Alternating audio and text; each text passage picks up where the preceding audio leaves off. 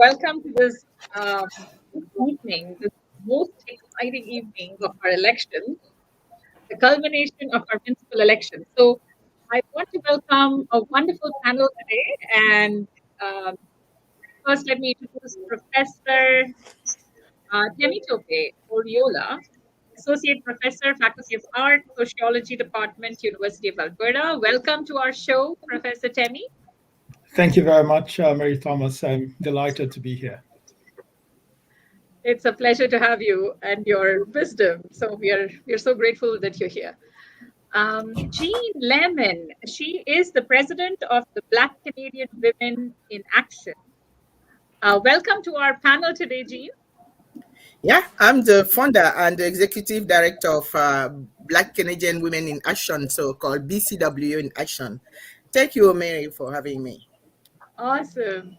We'll have a new perspective from your side. That's really important. And thank you so much for joining us. Gisela, I'm so happy to have you here again because you have, we'll hear something more from the tiger's mouth. Yes. So let's start with you. And I know that T probably has something else to say. T, would you like to say words? No, it's a big night for Edmonton. We've never done this before, so we're asking is your support. We ask that you please share, tweet to get many people in this exciting night as we decide the new Edmonton. And from time to time, we're going to be going to elections, Edmonton.ca to check the results, but nothing at the moment. Welcome. Thank you for that, T. Everybody's waiting with bated breath to see who the new mayor of Edmonton is going to be. And so it's a big thing for all of us that this night is a big one. And tomorrow will be a new morning. So I'm going to just ask Gisela because she's been right in this race and this is her first time getting into this race. And how did it feel for you, Gisela, to be part of this, and what was it like, and how was it for the last few days? Oh, well, the last few days have been very, very busy. Also, it has come to like a wrap, pretty much. Like it is like the movies. There, it's a wrap. Take it. Everybody works so hard. I think it is a long marathon for this adventure. And I started late. I started in May, and there's people that started in January. So everybody's ready for the results to come in, and then put elections into bed for a while at least. Because we have the federal, and now we have the municipal, and everybody's like, okay, we're ready for this to be done. But we're so excited to hear what history is being written tonight. Thank you so much for that, Gisela. Let me welcome Bukola. She is our eminent panelist. She's Professor Bukola Salami. She is registered nurse. I really don't understand all the acronyms after her name. So please excuse me. She's a PhD, Associate Professor, Faculty of Nursing, Director of RIG, VPRI, Signature Research Areas. Okay, I'm not sure what that is. So please, Dr. Bukola, welcome to our panel today. And we are so excited having you here. And, you have been so instrumental in so many ways in how the community has evolved. And you're such an inspiration to many of the women, especially the Black women, the Black community. So thank you so much for joining us today. Thank you for having me. Yeah. Thank you for coming back. Yeah. So I'm going to go to Dr. Temi. And he's a sociologist, and he has some views and perspectives that he would love to share with us, I'm sure, about how the elections have been panning out and what his views are and how things might change. Well, thank you very much, Mary. I'm pleased to be joined by my colleague at the University of Alberta, Professor Bukola Salami, and congratulations to you on your recent promotion and Kilam Award.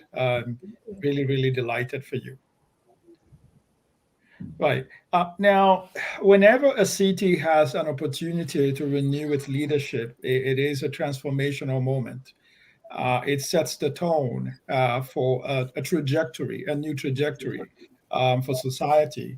And for Edmonton and 1.49 million people who call Edmonton home, I believe that the results of tonight's or today's elections would go a long way in charting a new course for our city. I am absolutely delighted at the incredible slate of candidates that have turned up and down the ballot, from those indicating interest in city council to school district candidates, and of course to the thousands of volunteers and hundreds of thousands of voters that have shown up. Multiple individuals that I saw in the line as I voted early a few days ago. This is an exciting time for our city. It is a transformational moment, at least potentially. And I'm excited to see the slate of candidates for mayor, particularly the top 5 leading candidates. I'm delighted to see the presence of 2 amazing women in that group who have been doing their very best, talking about their platform, their programs, and so forth. I'm just looking forward to what the results will be tonight.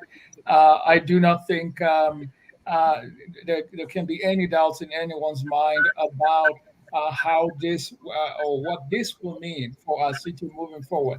I believe that Edmontonians have cast your votes, at least a majority of people, and whatever the outcome tonight, I think we should all be proud of what our city has done in terms of the sheer volume of turnout, in terms of the level of engagement of people from every background, every gender, and so forth in society. So I'm just going to sit down with a glass of wine in hand and enjoy it, and watch democracy unfold before our very eyes. Thank you so much, Dr. Temi. I'm sure lots of us are feeling the same vibrations today. This is surely the most exciting night for all of us. And let me move over to Dunia, who's just recently joined us. So I'm going to introduce Dunia Noor. I know her from past work that we used to do in anti-racism. So Dunia, welcome.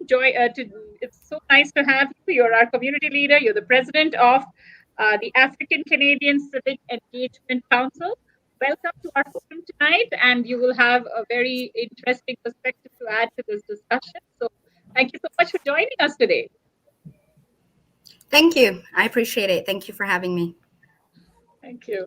So I will just move to Jeanne Lehman. Jeanne, how has it been for you, being part of the BCW and the kind of work that you do?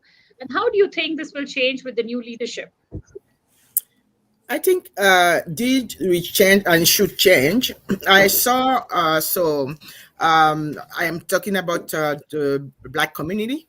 I was here in 2000. I'm not a long time. I have been here in Edmonton, but let's say we see this community growing. So what we don't see is seeing them be more active. So yes, we have people like Professor Oriola. We have my friend here, Professor Bukola Salami. So I like to say that, full professor. You see Dunia and even T, who's what we are doing now. So people don't see that. I mean, just like maybe 3 or 5 years ago, we didn't have all this. So what I'm seeing here, our community is vibrant. We have a lot of things happening. And what we want to do is not only be included, we have to be there. So what I'm seeing coming, and I want to see coming, is really have our the Black community or African people from African descent, Dunia, like more that included. So this is very important. We don't want to start just being a spectator. You say that in English, spectator, just looking what is happening. We want to be, where decisions have been made. So this is what I see. This is what I'm hearing with BCW. And people have already, people didn't wait to see this election before starting. So we have all our a lot of black people from the black community, business owner, and it's very curious that with this pandemic, people could think that with the pandemic nothing could happen, but we saw that this is where we saw a lot of people going to business and doing a lot of things. So we are really expecting that with this election, they also focus on the business and with black community. Yeah, this is something that I'm expecting to see. Thank you so much, Jeanne. And I'm sure that, whoever the candidate is, he or she will be very supportive of multicultural communities, because that is really one of the essence of this election. I'm going to move on to Professor Bukola. And, so we can hear a little bit of how the first responders, the nurses and the doctors have been struggling with COVID.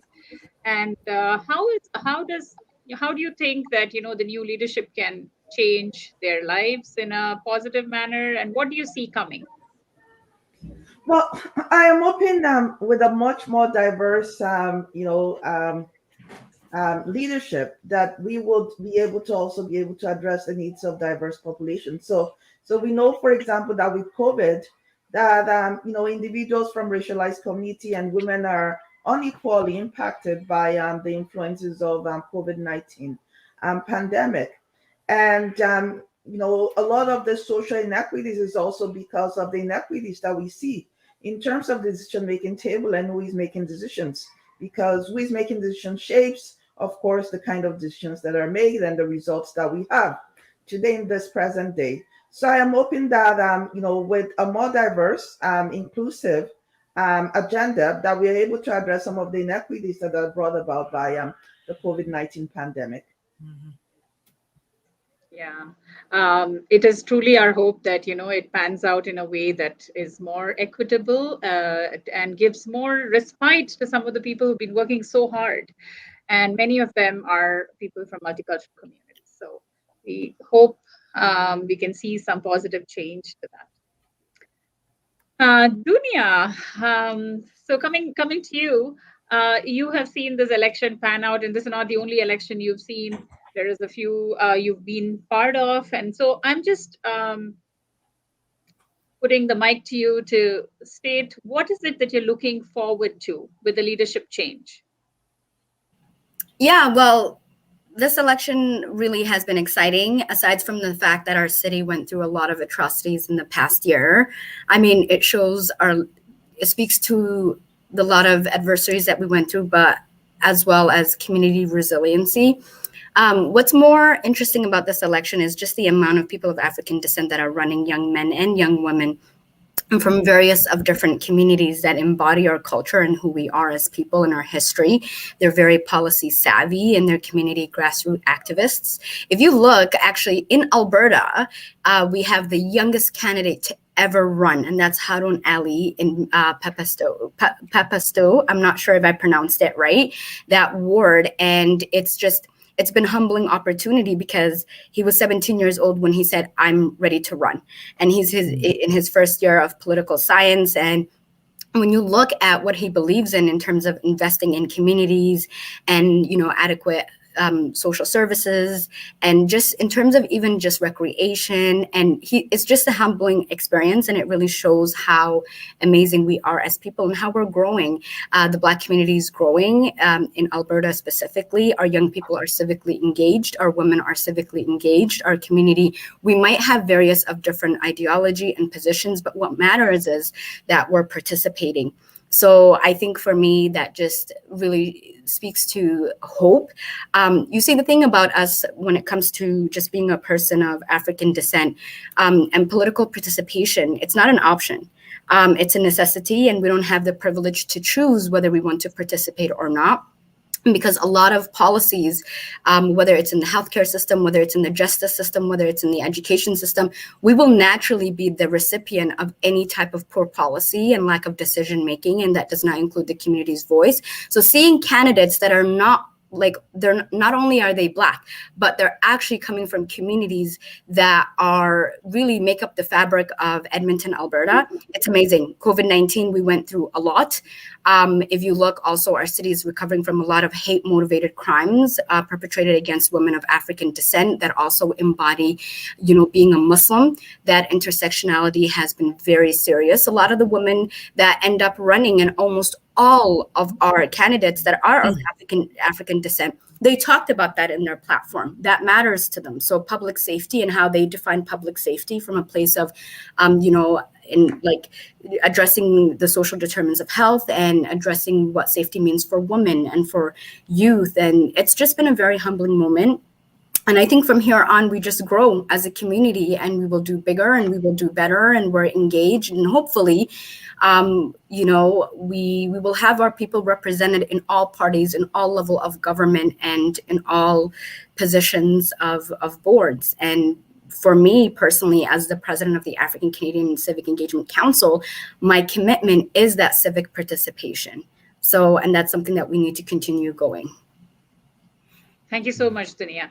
So how many candidates did we have in the election this time of African descent? I believe there were 8 or 9. Yeah, I know there was Rhiannon and Shamir. There was Haroon, Shamir Turner, and I'm not really remembering all of them, but there were quite a few. And there were some men too. And there's one who was running even for mayor. So it's really interesting to see this diversity suddenly represented. Sorry, Mary, if you don't mind, I would like us here to acknowledge there were a lady here. Unfortunately, she passed. Her name was Hafsa Goma. I don't know if someone heard about her. She was the first one who ran, who showed us the way. So she ran to be a councillor at that time here in Edmonton, maybe even in Alberta. So Hafsa was thinking about, I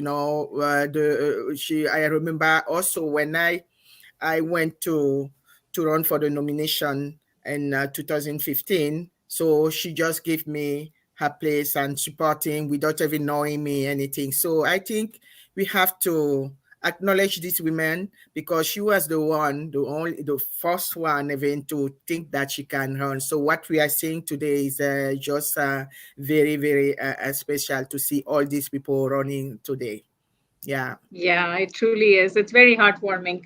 I'm just I'm just so overwhelmed by the fact that we have so many multicultural candidates in this election, including Karen, and there's so many amazing candidates who've done so much work in the area of anti-racism, and they are here. And my favorite is our poet laureate. I forget his name.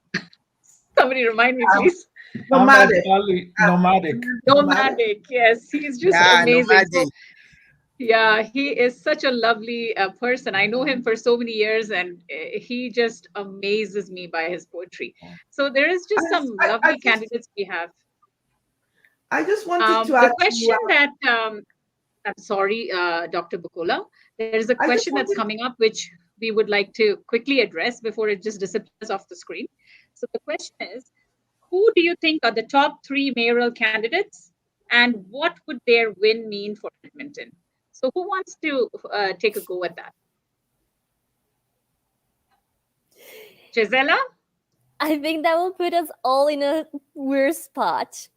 No, you just have to just say what you think. I will say that every candidate has made an amazing campaign. I think Sohi, from my perspective, brings that multicultural background that we all need so much. He appeals a lot to the younger voters. And I think we do, representation matters. So when we start seeing a little bit of different skin of color, religions, and all of that in part of the municipal election, it actually engaged people from all venues, right? So that's pretty important. So if he wins, he will be represented those minorities. I I know the second Trump contended is Mr. Nickel. I'm not a huge fan of him from what he stands for. I don't like his stance and his answers to women, especially like how he has mistreated a lot of women, and like a immigrant and a young woman, I would be like kind of a little bit worried to work along him. But he has his supporter. He has appealed to some population in the city, and then we have 3 women running for mayor. It will be amazing if one of them will get it too.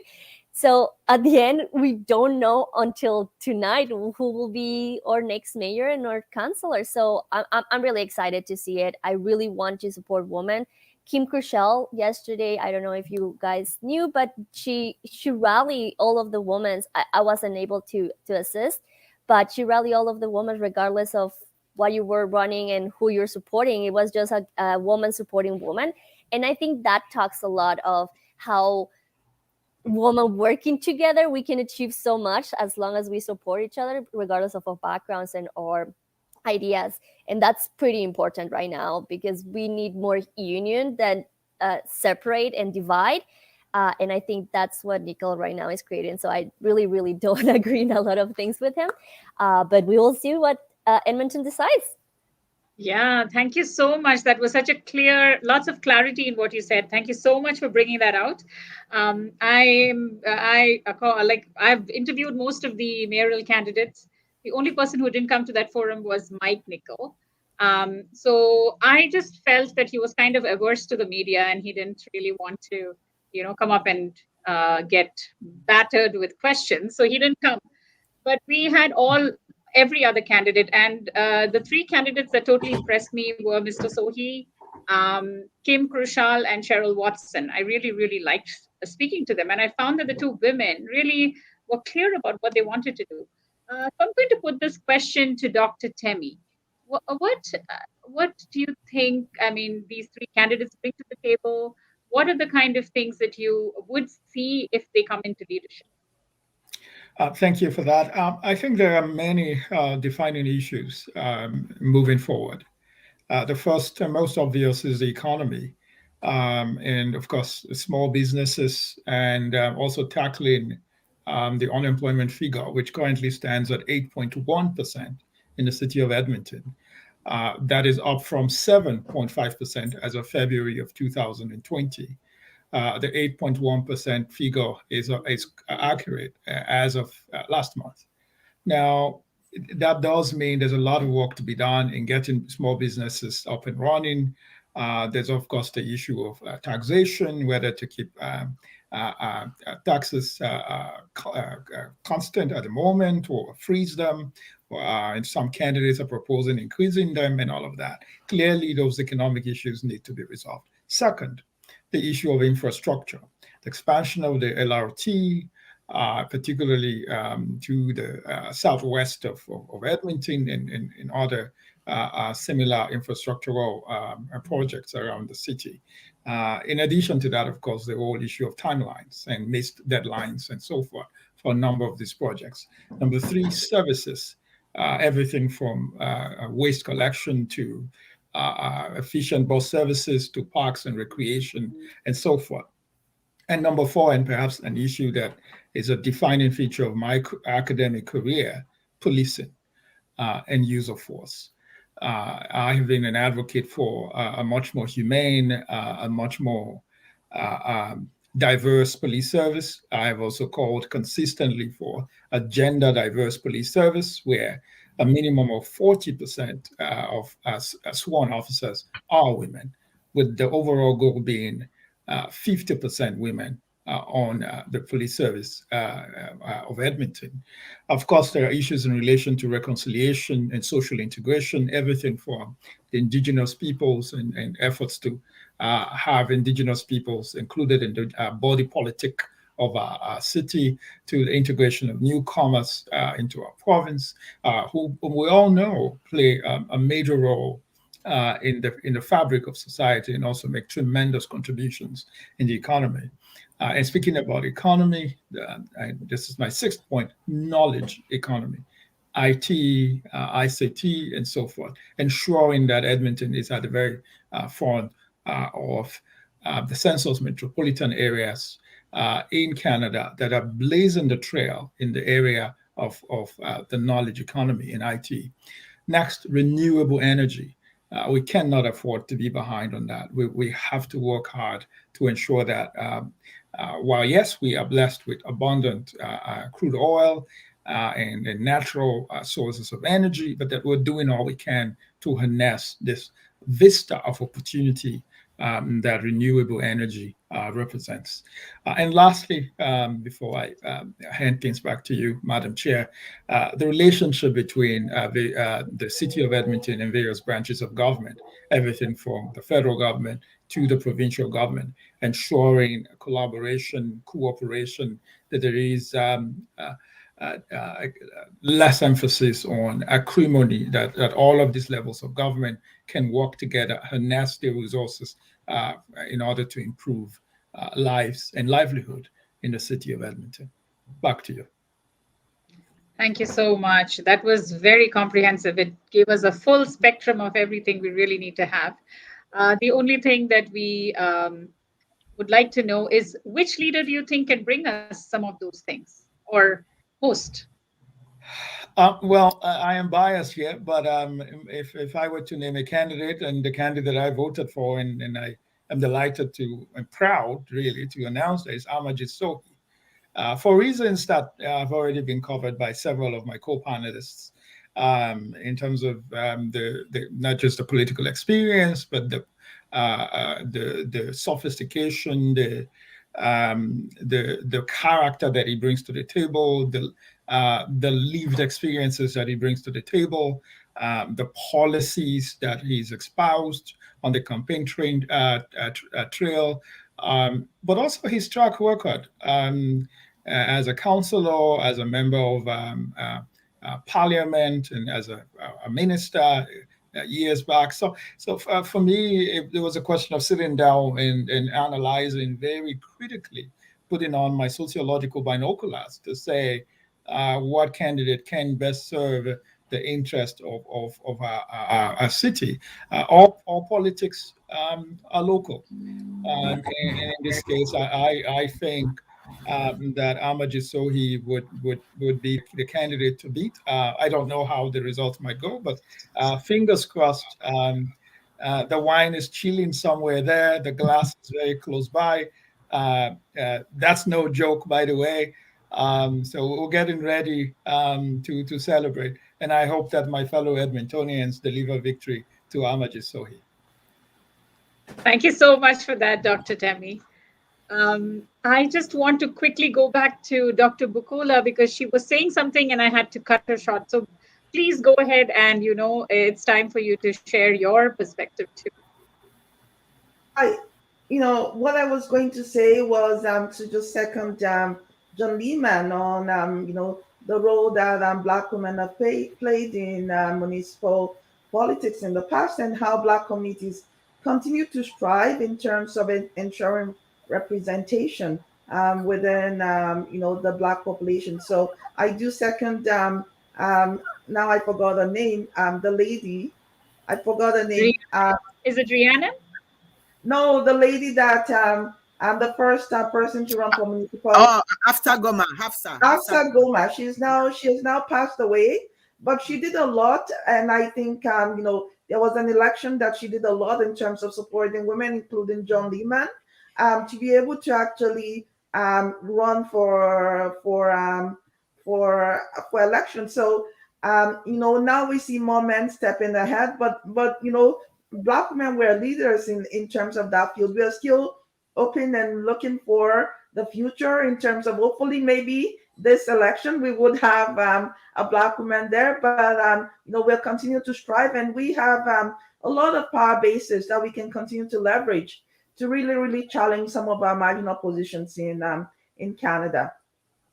And I agree, I am a supporter of Sohi. And why do I support Sohi? I remember, when I first came to Canada, I did a lot of research. Now I do a lot of research on um, on Black populations. But before, I used to do a lot of research on immigrant population, which made me have to go to different immigrant communities. So I would go to the Filipino community, to the Indian community, and to the Black community.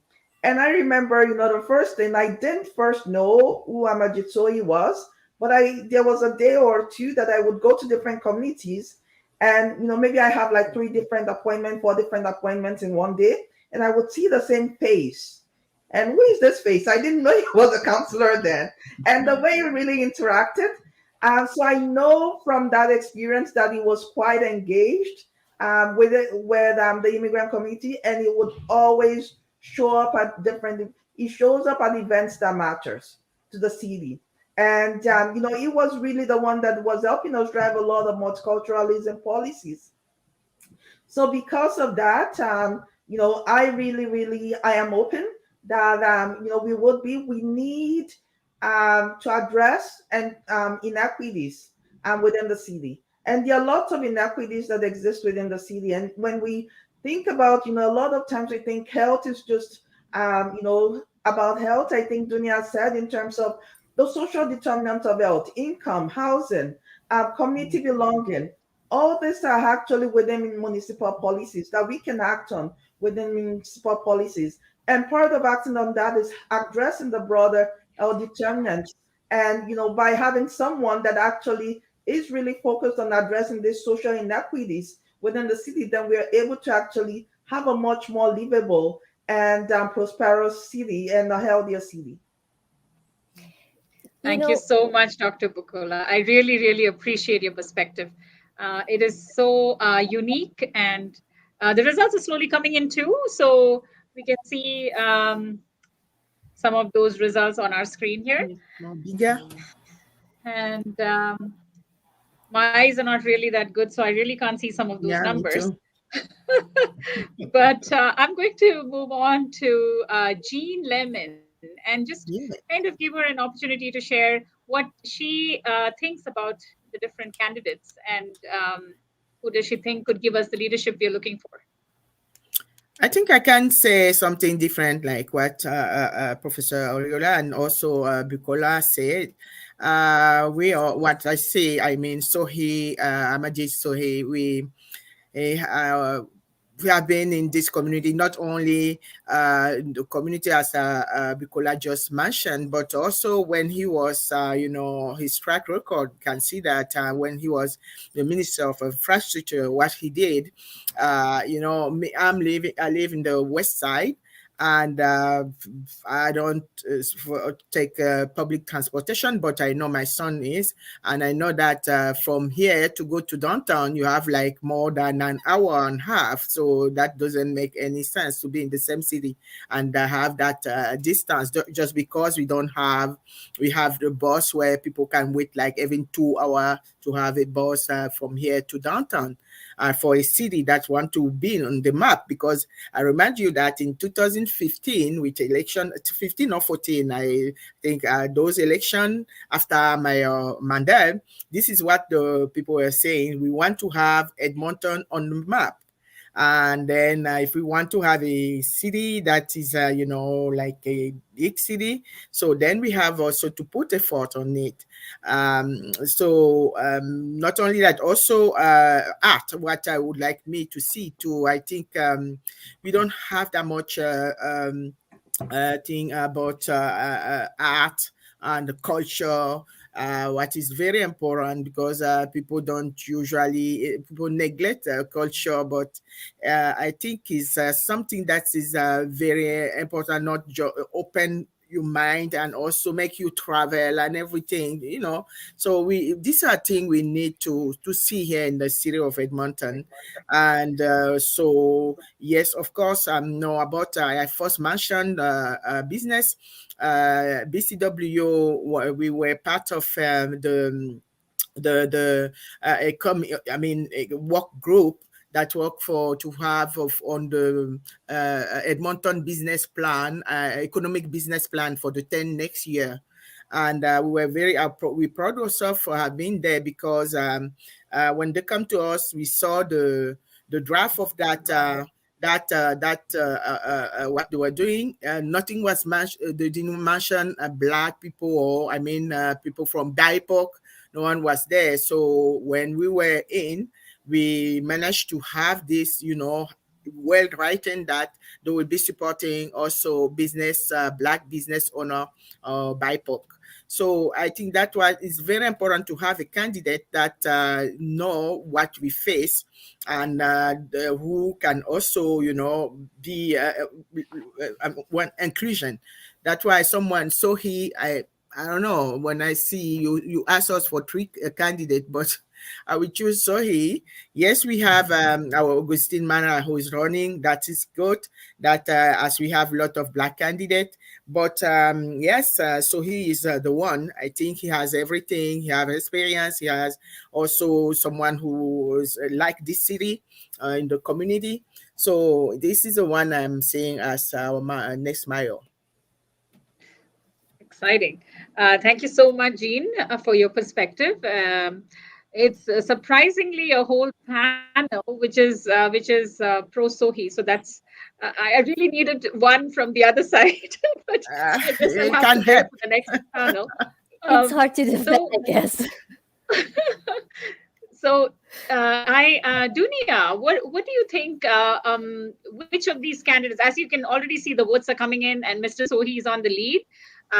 So, what do you see as the future of Edmonton if Mr. Sohi comes in, and if he doesn't? What do you think? Well, if Amarjeet Sohi comes in terms of being our mayor, I think it'd be very historical for the city of Edmonton, and it would bring a lot of opportunities. He's someone that, is very based on, he's based on relationship. He has integrity, he's transparent, he has values, he has experience, not only professional experience of being a minister of 2 strong portfolio federally, but he also was a city councillor, and then he has the lived experience of really understanding what it means to create equal access, stronger community, and also ensuring that, our city champions diversity and inclusion and being a safe, vibrant city. Really, he's someone that could fulfill the mandate of the city of Edmonton. I personally know Sohi. He's someone that I consider a good friend. He's someone that has been very consistent in terms of from, the policies that he advocated for and supported to when he was in the city, when he was a city councillor. He's someone that I really respect, and he has integrity. And when you see the way he ran his election, it was very clean. It was very truthful. It was honest to his character. He literally lives by what he says. And he's someone that's, I hate to say this, but this is just being blunt, he's mature. And he's someone that can represent our city in the best of ways that I can't even picture. And I think it will be a stepping stone for more opportunities. When I think about Sohi, even how he started off, in terms of working for the city and he was a bus driver. He understands intimately what it means to rely on these public services, to work in, the space of public services.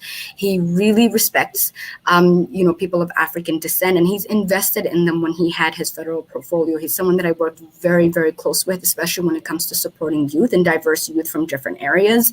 When it comes to supporting women and children, recreation, he's built a lot of recreation when he was a federal minister. He's expanded libraries. He's invested in small businesses. He's a racialized person. He understands what the barriers of access to opportunity for newcomers. He's someone that can really unite people. We don't need people that can divide people. We've went through a lot of, horrific and traumatic experiences with COVID-19, and we saw how vulnerable our community can be. We need someone that can work with the provincial government, with the federal government. We need someone that can navigate and bring people together. We need someone that is not divisive. We need someone that understands anti-racism. I know that when he went to the mosques and they asked him to condemn Islamophobia, he right away said, I have a 100-day anti-racism framework and policy, and this is how it's going to look like. And I promise to work with you, right? So I feel like he's someone that I mean, I personally have known him for a long period of time, and he's been very consistent, and I've supported him, and I've been very transparent with my support. Being a Muslim Black woman living in the city of Edmonton as a woman of African descent, coming from the largest and most fastest and growing population in Alberta right now, I think that it would be a disservice if Sohi did not, take the seat as a mayor. And matter of fact, to be very blunt and honest, it would put our communities in a very vulnerable situation. I am projecting that probably will experience a lot of more hate-motivated violence if Sohi loses, simply because you could see the rhetoric of how, the other people that were running their campaigns and what they were running. So, some of them, when I was looking at it, it really sounded very familiar, and it sounded like I was listening to Trump all over again. And we're still recovering from that as well.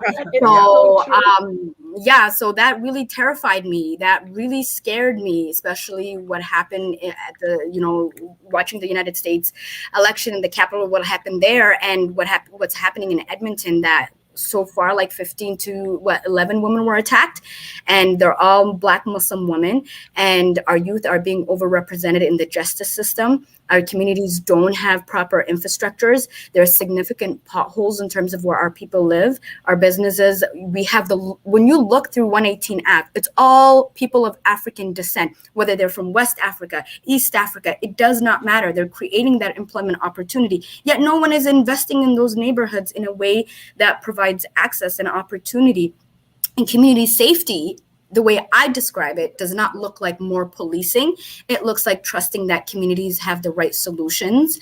And the reason why I really always loved, working side by side with Sohi is because he believes that every community that is going through barriers have the solution, and he's always empowered people, and he has a way of working with everybody. So I think that's why it's very important. If Sohi does not win, I think our city is going to be in a lot of trouble. And I just might have to pack my bags and move. Oh, that was amazing. Thank you, Dunya, for that perspective. I am going to hand over to T because she says you all need a break. Okay, I said that, which is true. Can you all hear me okay? I am, gushing with excitement. My body's shaking. Because Dunya's Mr. Sohi, I don't know if it's safe for me to say our Mr. Sohi is in a slight lead here with 8 out of 228 of the voting stations reporting. Sorry, can you see the screen clearly? Too small. Yes, it's kind of small. I'm really sorry. I'm not quite sure. I think I know how to make the screen big. I'll do that during the break time.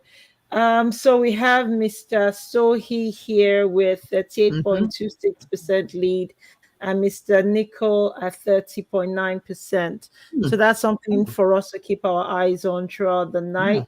Kim Crucial is at 18.9%, and I think that she's the only. Let's see where Mr. Michael Shri is 4.08%. Okay, so we've got the three leading contenders tonight. Is Mr. Sohi at 38.26 and Mike Nicol at 30.9. I saw another lead up just now. I'm just going to tell you what's going on here. In Wardin, I'm so excited. It's looking like it'll be Aaron Paquette. It's looking at 51.12% with 2 out of 23 of the voting stations only just reporting. So we have, long nights ahead of us at Wardin, and that's about all the updates we have just now. Oops, we've got more Ward Métis. It's looking like it's a tie. Can you see that with Cory Longo at 28.85% and Ashley Salvador? That's interesting. They are both tying at 28.85%. Oh my goodness, that is something to watch out for. Any more? Oh wow. Oh Damien. Miss Gabrielle Battiste is at 20.38%. Adrian is at 19. Yeah. It's really close. Oh. Okay, with only one precedent, only one precinct voting station in, just one at O'Damien reporting, but Gabrielle Battiste is in the lead right there. And we've got Adrian right here at 17. Oh my goodness, Adrian is doing better than Tony Katerina, the incumbent. Wow. Okay, what a night. And Stevenson is on 15.29%. And the rest of them, let's just not bother. Those are the leading contenders tonight. It'll be interesting to see how Adrian Brough performs. Well, good on Gabrielle. And how about Shamir? I'm just curious. Shamir and how Okay, we're going there Okay. now. Carquillo. Okay, so we're in CP Winiak. We just one station back in. Well, the incumbent Sarah Hamilton is doing well. It's looking like she's going to take the station. Giselle is the second runner up there with 25.5. It's going to be a long night, but let's just keep our eyes on that for you. Sorry, what did you want to know? Shamir. Carquillo still not reporting anything. No. Is Mo Banga doing well in his riding? No. Well, I don't know. We're not there. Oh, Hamed Nomadic. Oh, yes. Sweet Lord. No. Report is on 14.36%. And I think the incumbent John Zodiac is leading by a wide gap there, 26%. Mm-hmm. Oh, Karen, I beg your pardon. Karen Principe, and that's how to pronounce the surname, is leading at 41%. So we'll wait to see how that turns out tonight. We only have 8% of the voting stations reporting there.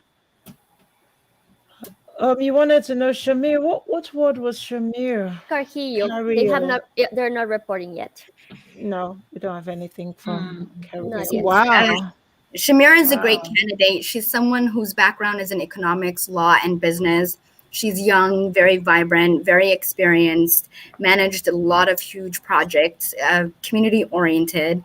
She's a sister from the Caribbean community, very brilliant and humble person. And she's someone that I'm also really praying to God among the many that, get to see. We don't want you to leave town, Dunia. So Shamira, I know. Win tonight. It'll break my heart if you pack your bags and leave Edmonton. We have so many, Black women candidates, and I'm just hoping that we'll have at least one of them take the hot seat. So it'll be quite exciting, towards the end of this.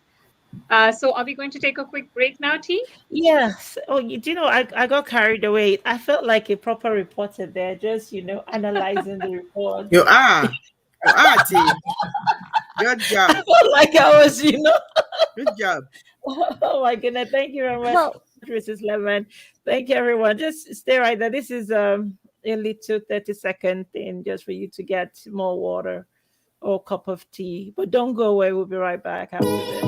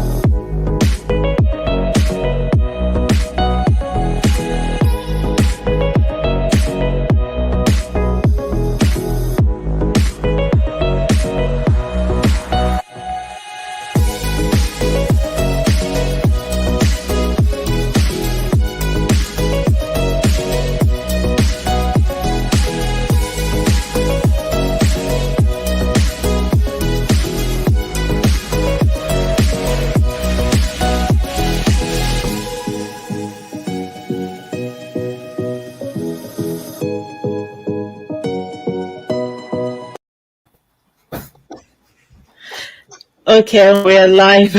We're back with continuing coverage of the 2021 year elections. I'm Tee Adeyemo. Your host is Mary Thomas, and myself. Please do share and tweet. That's one definite thing we get out of this. The city knows that we are live streaming. And correct me if I'm wrong, I'm thinking this is the first time, Mrs. Lehman, Junior, that a Black independent media organization is doing this whole thing. So I'm really grateful for your time. Over to you. Mary. Thank you so much, T, for actually putting this all together. It is so nice to be able to sit and witness such an amazing, election come to a close, and to see who is going to come up as the leader of our city and who's going to lead us to a new future that we're all hoping for. So I'm super excited, just like every one of you, and I really want to thank you again because in your busy lives you've taken out this much time to share your perspectives with the community. So thank you so much. I know each one of you is really busy in your own lives, so thank you so much again. Dr. Bukola, how do you think this election has been different from the previous elections? What are the kind of things that struck you about this particular one? The different campaigns. What were the things that struck you? Dr. Bukola, I think you're muted. Can you please unmute yourself? I think as the election results is coming in, I think one thing that I'm smiling about, and I don't know if I should start jumping yet or I should just try and relax, is the fact that I think there's a trend towards seeing more women get more votes and towards people of diverse representation. And this was something that I was quite surprised about when I came to Edmonton.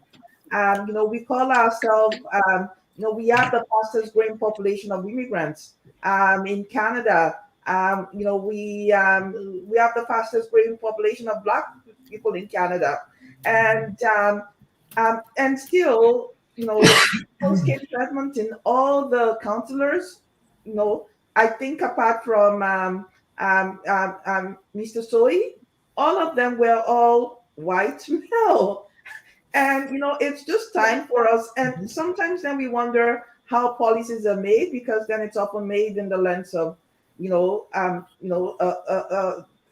that same lens, a masculine lens. And I think that's where my excitement really stands. Is it possible, if my dream comes true, that we can have some parity here in terms of gender, and we can also have some representation. And we should also say there are some people that are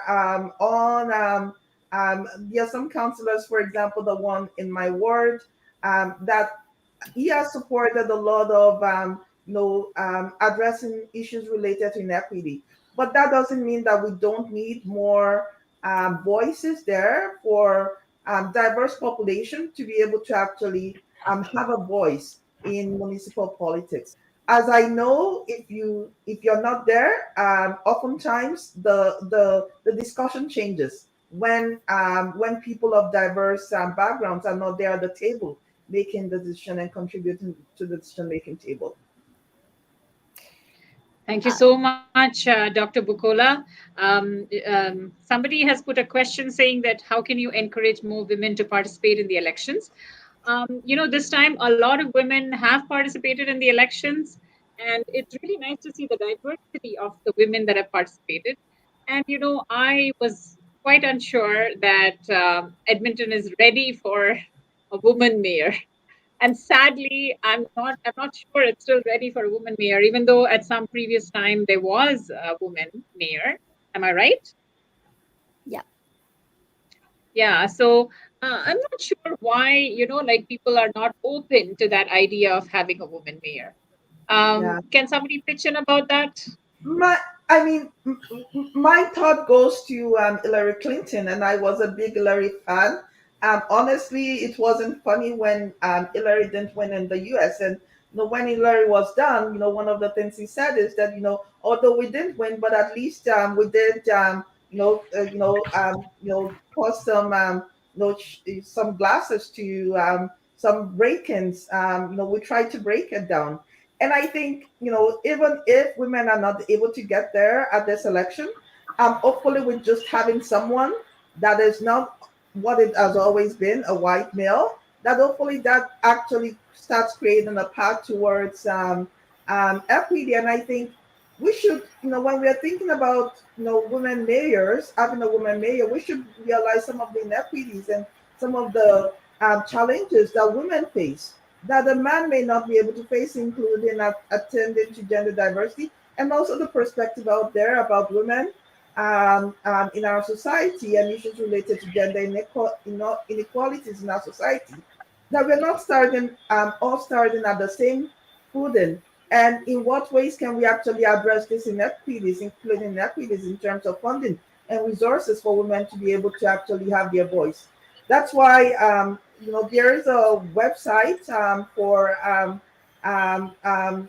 media and having increasing women's representation in the media that I am part of. And I think that's one of the things that we're trying to promote is ensuring that we have forums such as this one that you have that are led by women and women in the media that are actually able to amplify the voices of women throughout in politics and in all aspects of life. Thank you so much, Dr. Bukola, for your perspective. Somebody wanted to know how is Gisela feeling about the new results that are coming up? I'm starting to get nervous. I think I wanted to address some of the questions from the experience of running. I think in order to encourage more women to participate, we need to support them. It is very, very important for the support, regardless of the background. We need the support. Also, I know that I'm not part of the Black community, but I'm originally from Mexico. So I have always said through my campaign that it's not the same to talk from experience and act and create policies from experience, because you have lived those situations of harassment, of racism, and all of this discrimination against minorities, than to just read it in the books and say, oh, let's do something about it, right? So it's very important to have representation. So it's very important to have women, to have people of color, Black, Indigenous, all of those matter, because then they will speaking from experience. So if you have a candidate that comes from a minority, the most important thing is to support them, volunteer, donate if you can, and if you know a good leader woman, support it and encourage her to run. I think that's the most important thing. And no matter as Dr. Bukola was saying, is like, even if we don't win, we're breaking those barriers by just running and ask and challenging the system to make the questions, and then challenge who is in power and all those white men to actually talk about those issues that we are so familiar with. Thank you so much, Gisela. That's so true. I mean, I believe that it is to challenge the status quo, and we really need to do that. We need to shake it up. We need to get a few more feet in there. And I'm sure that this election is going to be a changing one. It's going to change something for all of us. And I have, in our studio, I've just noticed we have 3 new people. So I'm going to quickly... 3 new people Jeanne, and one who is leaving. Something? No, I just wanted to say, so since the other people are coming, so I will just be thank you, Mrs. Lehman. Another panel. So thank you. I love you, Thank Mrs. you so Lehman. much, Thank you so much Jeanne. for your support tonight. Yeah, thank you so much. It was really nice Junior, having you. hey, don't go. I'm gonna leave now. So I guess some of you for whom the time is ending, I'm so grateful for your time here. And Dr. Temi, thank you so much for your perspective. It was so unique and amazing to have that perspective. It was so comprehensive. Thank you. I want to also thank Gisela, Dunya, and Bukola, who came in a little later, so you can stay for a little longer. So I'm going to quickly introduce Greg Davis, Sharif Haji, and Bobby. We have 3 new people here, and Sharif Haji, he's the Executive Director of the Africa Center. Welcome, Sharif. Yeah, thank you, Mary. Thank you so much for joining us today. This is a very important day for all of us. Yeah, it's my pleasure. So we also have Greg Davis, who's a publisher of the Melanistic magazine. So we have another media person here. Thank you so much, Greg, for joining us today. No problem. Thanks for having me on the show. How does tonight feel to you, Greg?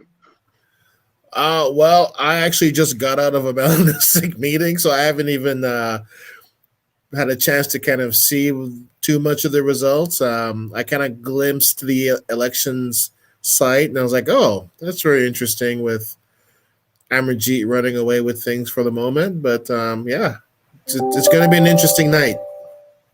Yeah, so you think it might change, huh?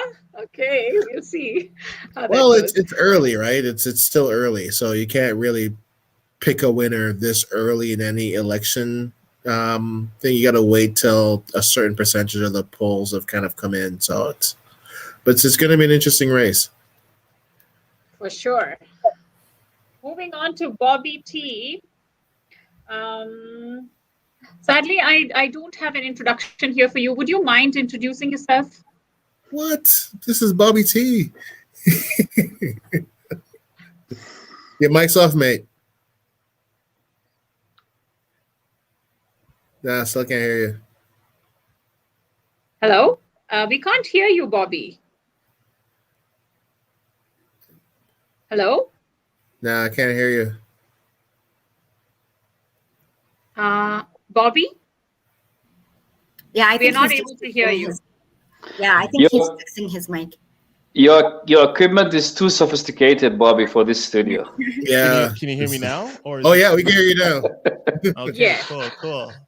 No, it's all good. So my name is Bobby. I'm a local content creator. I'm also one of the co-founders of Melanistic Magazine. I'm a board member to the Jamaica Association of Northern Alberta. I'm also board member to the Federation of Black Canadians, and I also have a marketing agency in the city. So dabble in a little bit of everything. Wow, that's great. I mean, I found that, most of us people from all the multicultural communities that are in Canada are really, multifaceted people with so many different talents. And I think we're just survivors. We know how to survive, right? Oh, 100%. And that's what you got to do in this kind of current landscape nowadays. Yeah, Totally. So thank you so much and welcome to our panel today. Today's, we've Trent here. Hi, Trent. Hello, can you hear me? Yeah. Yes, very well. So Trent Daley, I'm going to check what yes. You just mentioned as an intellectual here, but I know that you do much more than that. So Trent, would you like to give us a quick introduction? I think intellectual is a bit generous. I'm just a regular guy. I am currently serving as the vice chair to the Anti-Racism Advisory Committee. I am a volunteer within the Muslim community here in Edmonton, and I've worked in harm reduction in various roles here in Edmonton. So I'm just honored to support T and talk about a very interesting election. Thank you so much, Trent. I know you work with Shalini Sinha, who's a friend of mine. So it's really nice to have you here because I know I've interviewed you previously too at some previous, maybe it's a year or two before when I did that. But yeah, thank you so much for joining us today. It's really an important day for all of us people who are really concerned about how this election is going to work for the multicultural communities. So moving to the people that I still haven't spoken to, I'm going to ask Sharif to talk about what he thinks that this election result and how it will impact the workings of the Africa Center. Yeah, thank you very much. I have two screens. I have another screen that I'm watching on the results, and I can tell others are doing the same. So I can see now CTV projects Amarjeet Sohi as an elected mayor, but the results are still trickling in.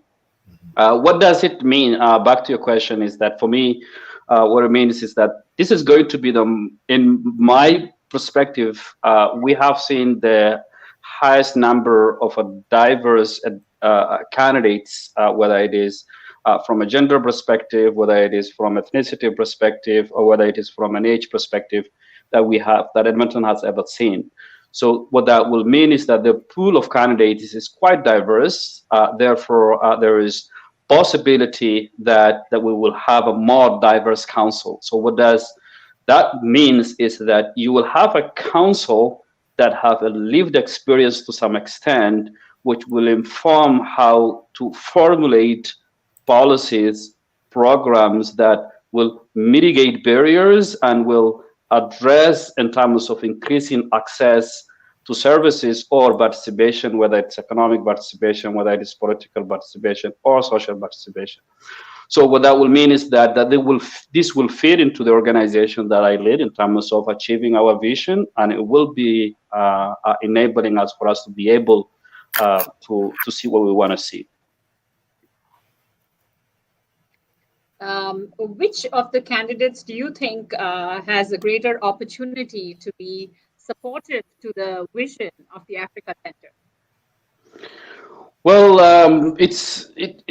it's easy to say that Amarjeet will have that because of his platform and because how he had articulated in terms of how he wants to see to shape the city. The Africa Center did a mayoral forum, and in that mayoral forum, we focused on issues that are important to us. And he comes off as somebody who had articulated some of the things that we want to see. So I will think he will be a candidate, or he will be a mayor that will help in terms of achieving some of the things that we wanted to achieve. However, let's not forget and manage the expectations that he's going to inherit a city that will require quite an extensive work. The economy is difficult. Relationships with different orders of government is in shambles. The post-recovery COVID is unknown. The climate issue is super significant. The racial inequity is going to be something that has not. So he's going to inherit not the Edmonton that Mayor Mandel or Mayor Don Iverson inherited economically. He's going to inherit a different Edmonton. So he's going to face a tough situation. So it will be unfair to have all those high hopes. But I will say that he will be the best in terms of some of the things that the organization that I lead sees as a mandate and envisions to see in our society. Thank you so much for that. I'm going to hand the mic to Bobby to see how small businesses in Edmonton have been struggling with the COVID. And, with the new leadership, do you see a shift in that happening? To the point that sort of Sharif was just saying, the whole city's in pain, whether it's in the hospitality industry, yes, the small businesses across different sectors. And with this new leader, of course, one of their major emphasis is going to be helping small businesses. What I have sort of experienced myself, but then with speaking to different colleagues and different people, there's going to be a lot of work that needs to be done with this next mayor. And then we're going to be trying to hold him or her accountable accordingly to make sure that, the right resources are there on this road to recovery. And so it's going to be essentially still a tough road ahead, but with the new leadership kind of being here, I can only imagine that they're going to be having a number of different plans that they're going to want to see come to fruition to immediately address some of these major issues.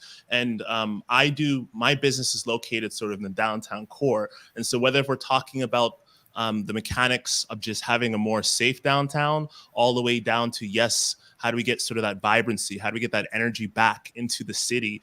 All of those aspects are going to be vital. All those aspects are going to be important. And they all play a role within each other because no one is sort of coming back downtown if it's unsafe. And it's all going hand in hand. So there's going to be a lot of work ahead. And we hope to see some of these bottom line businesses start to change. We're hoping to see some of these solutions that are focusing around sort of this economy that we're in, sort of come to fruition. So it's going to be interesting times. How do you think, the new mayor can support small businesses to come back? So many of them which have gone down under. Totally. And you know what? There's a saying kind of that when it comes to sort of government, the city, ultimately, one of the most important aspects, and I'm a strong believer of this, the role that they can play is just as that, a support system. I'm hoping with this sort of new leadership, they understand that they should be trying to empower and sort of quickly systematize certain aspects so that then businesses, whether it's around getting permitting, can happen more in an efficient manner, or essentially when it comes to some of the grants or different projects or initiatives, that they can start to essentially feed the small business community.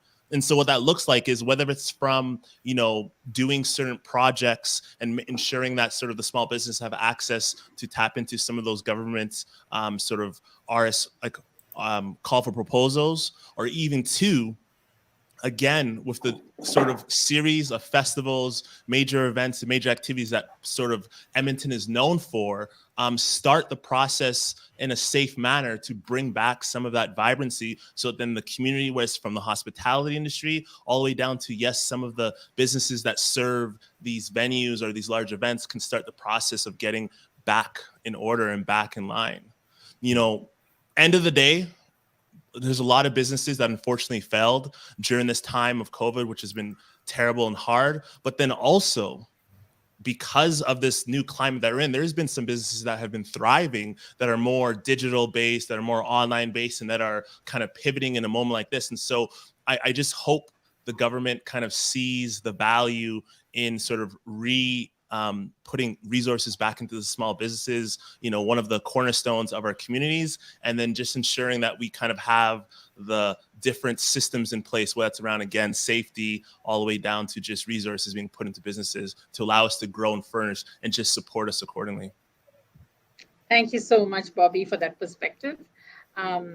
Truly from the horse's mouth. So thank you for that. With COVID, we've not been having some of those events which bring out many small businesses. It creates revenue for them. So I look forward to post-COVID times and small businesses thriving once again. Completely agree. Thank you. Trent Daley, I haven't actually had an opportunity to ask you a question yet, and I'm so happy to see that you have your little baby here. Yeah, it's an exciting night, so it's hard to keep them settled right now, too.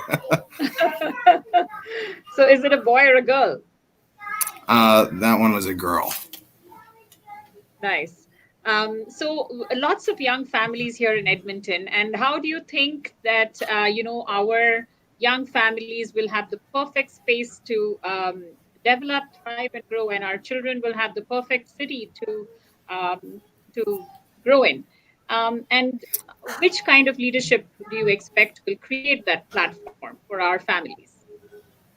Well, something that concerns me as a young parent is we had candidates running for school board that had some very discriminatory and hurtful views.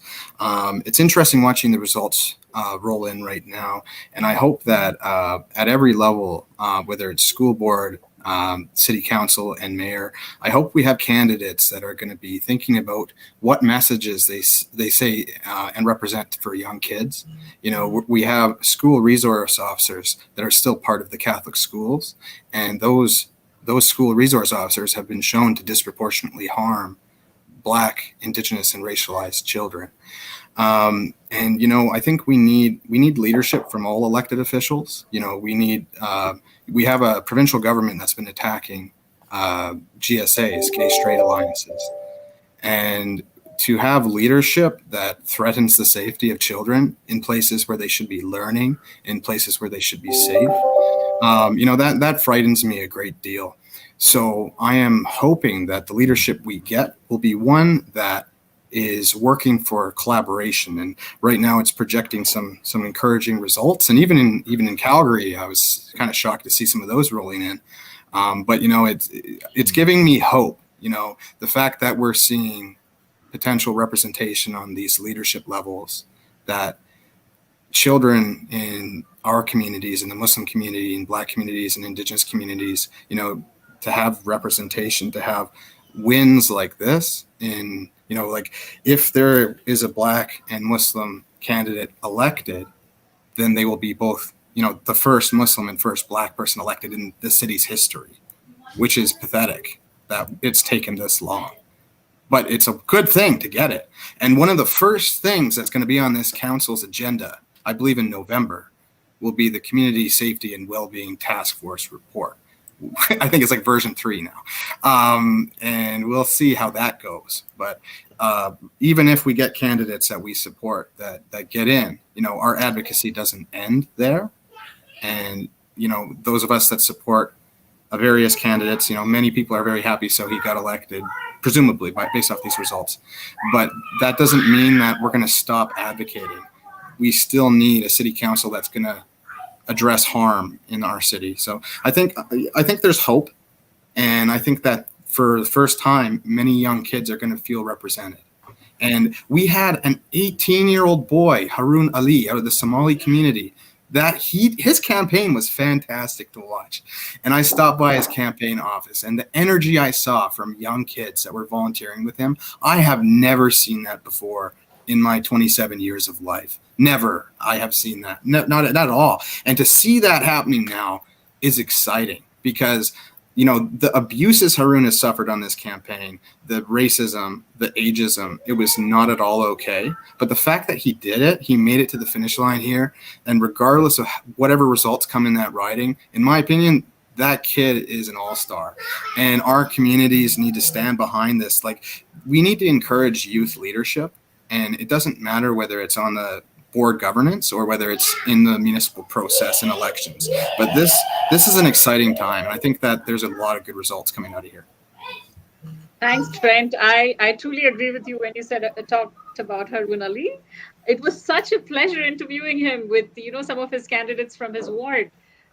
He was so mature in the way he answered questions. And hats off to that kid. He's so young and he has taken so much through this process and smiled through that entire difficult, terrain. So it is great how he navigated that.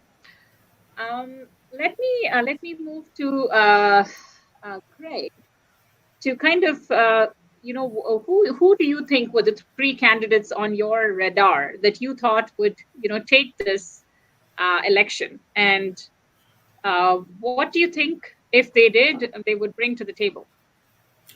Well, I had an opportunity to go one-on-one with a lot of the candidates that were running for mayor.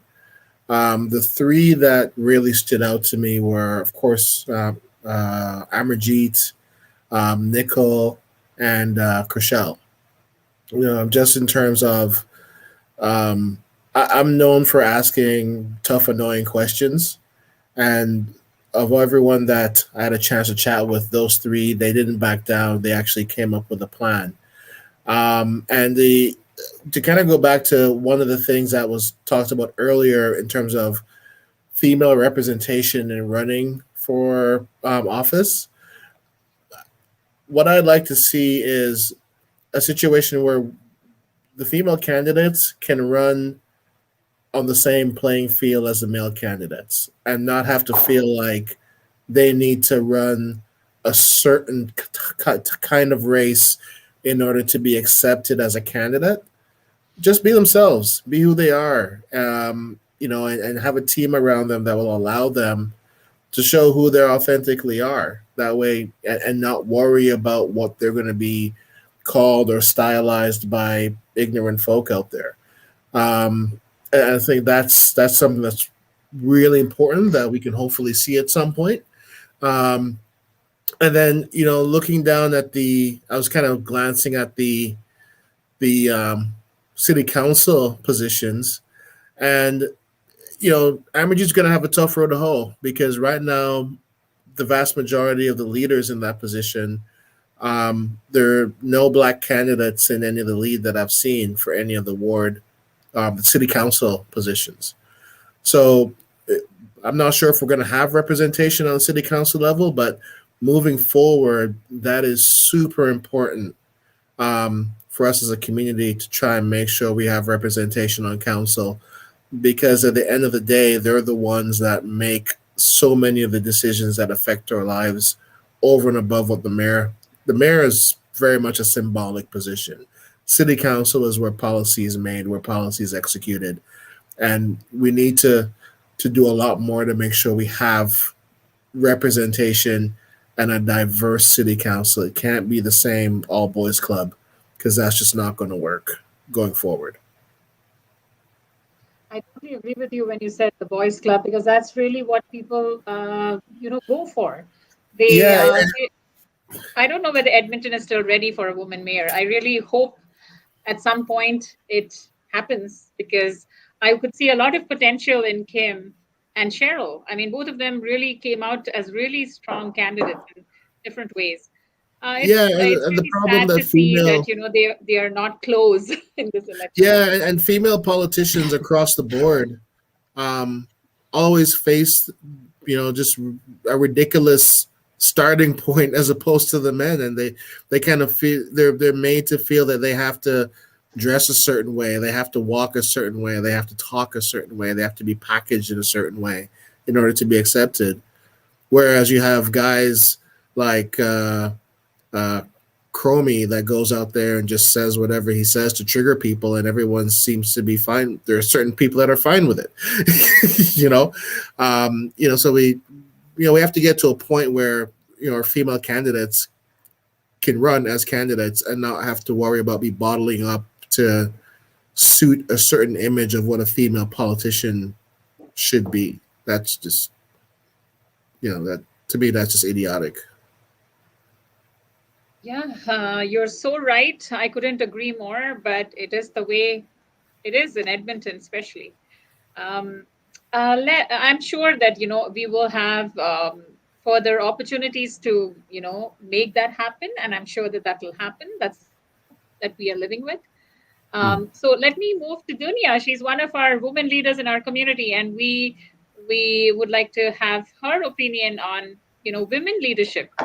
What do you think, Dunya, when you look at the women who ran the race for mayor? Do you see any of them having the potential to be the lead candidate? Well, for me, to be very honest and frank, I would have to get to know a couple of them and their platforms. I've been on Sohi's campaign from day one, and simply because I've known Sohi when he was part of the city council and when he had 2 federal portfolios, and he's worked very closely with our community. I also think when I think about gender and women, really for me, it's also intersectionality, because quite so often people leave that out. When it comes to being a Black woman, specifically, a Muslim woman of African descent coming from the Black community, it's very important for us to recognize that our needs it will require a lot more mobilization. It will also require a lot more engagement. It will require a lot more insight, to be very honest with you. I'm really glad to see that there were women that, ran a great campaign in this election. I think it's something that's very admirable. And it's something that I look forward to, especially my support and joy is specifically for the women of African descent that ran a very beautiful, great campaign, and they've done the best that they possibly could to the best of their, ability. And I have tremendous respect for my sisters. I just think about someone like Shamir, who I've had various of different, outings and dinner, and just hearing some of the visions that she has for Edmonton and working with our community and supporting our community. And that's something that she's been doing, who's a grassroots person who really has a background, again, as I said, in business and economics and law. And she is just a beautiful character. And same with Rihanna and, Antina Mahele, who is a woman of African descent, and she's Muslim. So I'm just really happy to see all my sisters run. I think that, I don't think the world is ready for a strong, beautiful, brilliant, powerful Black woman, let alone a Black Muslim woman.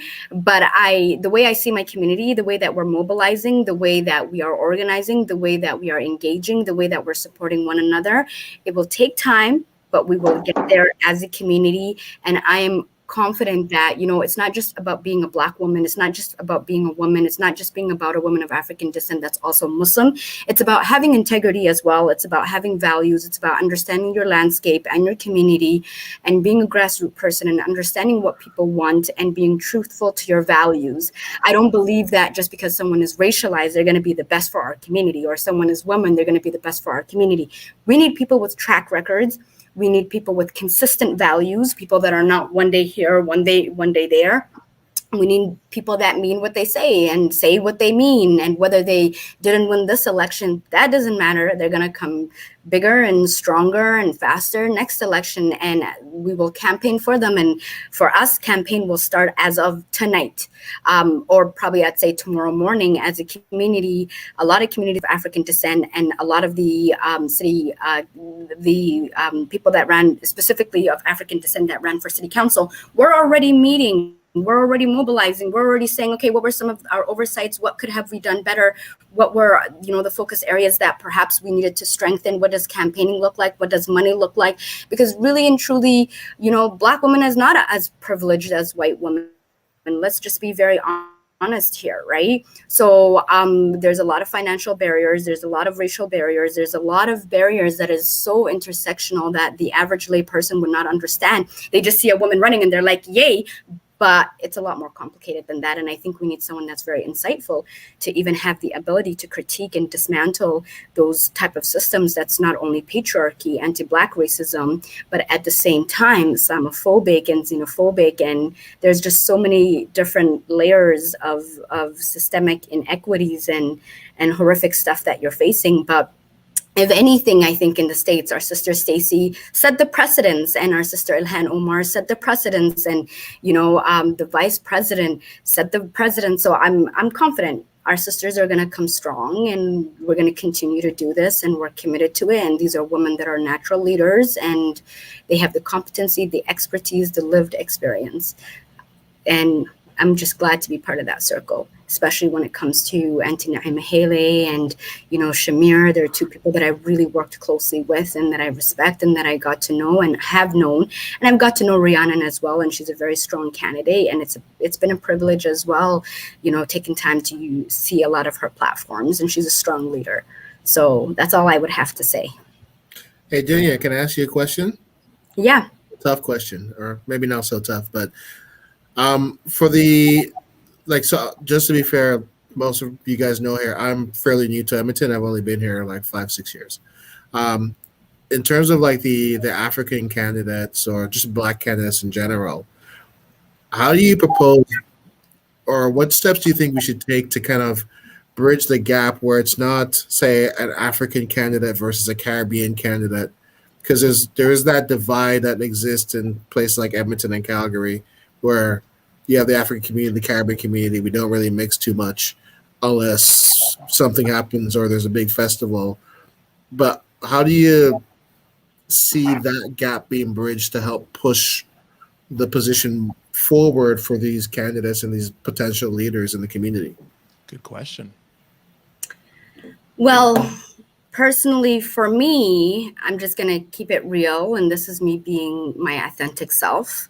And I'm not trying to water down anything. I see us all as people of African descent, whether you are stolen from the land, whether you are displaced from the land, whether you are, you know, regardless, I feel that all of our Caribbean sisters and brothers, African Americans, or Africans, whether you're directly in the motherland, this is our ancestral heritage. This is who we are. You have African Americans and Caribbean people that are doing their ancestral lineage and a lot of their tests, and they're, you know, tracing back to places like Ghana and Nigeria and Kenya and so on and so forth. When I see a person of African descent, whether they're from the, you know, Black community, as of, let's say, the Black settlement community, African American communities, or whether they are from the Caribbean community, or whether they're from the motherland, the continent itself, I see them all as, this is my brother, this is my sister. We are people of African descent. We carry that shared ancestral lineage. We went through the devastation of enslavement. We went through the devastation of the scramble of Africa. We went through the devastation of colonization. We went through the devastation of divide and conquer. There's a lot of things that I have been, you know, questioning. and critiquing and learning right now from a lot of, African American scholars, including our brothers and sisters in Nova Scotia, that, for example, right now I'm even learning how to say, yeah, we are people of African descent, because for the longest time we've been taught to distance ourselves and from the motherland in general. Oh, I'm not African, I'm just Black. You know what I mean? So what does that really mean? And who taught you to do that? For the past year, I've been studying a lot of, our brother, rest in peace, Marcus Garvey's work. I've been studying a lot of, Black Panthers, or specifically Pan-African movements. And I see Marcus Garvey. That's a prime example, who's a brother from the Caribbean, lived in the United States, and he knows about Africa and the Pan-African movement even more than Africans themselves, and he considered himself to be a person of African descent. I think this is what white colonizers have taught us, of how to, distinguish ourselves, of, are you Caribbean or you're African? And even if you leave them Africans to themselves, they'd be like, oh, are you from West Africa or East Africa? You leave the East Africans to themselves, but are you Ethiopian or Somali? Then you leave the Somalis to themselves, but are you that tribe or that tribe? So I feel like that's literally how they conquered us, and I'm trying to disrupt that. And a lot of people might not be happy when I say, I just want us to acknowledge that we're all people of African descent. And when I see my sister Shamir, that's a woman of African descent. When I see my brother Ahmed Nomadic and so on and so forth, I understand that, white colonizers will just say they're Black, period. Right. And I know that even lately I have been talking a lot about, how we've been called, from how we've been called the N-word to people of color to Black, and then African American was a huge progression. And now we're just being called Black again. And I talk about these type of things. And I think this requires an intimate conversation with our community. For example, my husband is Nigerian. He's from West Africa. I'm Somali. I'm from East Africa. We have completely different migration story. We have completely different backgrounds. He comes from a country that has I'm not even too sure, 200 tribes.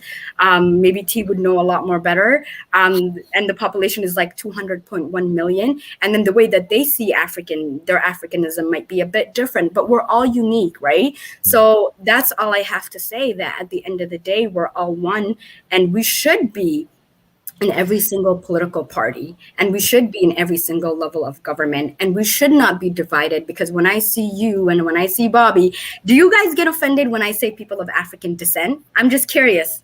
Me and Bob, I don't. So that's how I look at it. Not at all. Yeah, no. I mean, for me growing up. Can I just interrupt here, because we've got Sharif for 5 more minutes, and I know Junior is staying. Greg, you're not going anywhere. Bobby T is also with us for the full length of the hour. But Mary, I just wanted to say something here. And I love the way Dunia brought it all together about people of African descent. That's just beautiful. Thanks, Dunia, for that perspective. I truly feel that,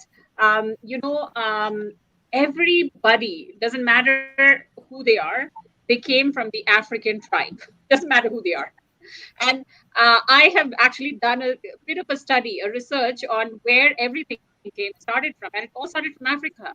And if you see the first person who moved from Africa to India, that person had exactly the same color as the African people. So there is a lot of history that we can trace back to Africa. Africa is the cradle of civilization. So it really bothers me when people say that we're all different. We are not different. We are all, and just like the Aboriginal people say, we are all from Turtle Island. We all belong together, and we all belong to each other, and we all belong to the place where we need to support each other. And that is why this whole cause of, supporting a candidate brings everybody together and does not divide anybody is so important for all of us. And so I really stand for that, and I'm so grateful that many of you believe in that.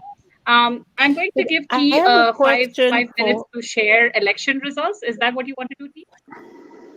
Yeah, Mr. Soyi was declared the winner about 20 minutes ago, Mary. I was texting you to release the results. So at least let me share my screen, but you completely ignored me. So we're like 20 minutes behind.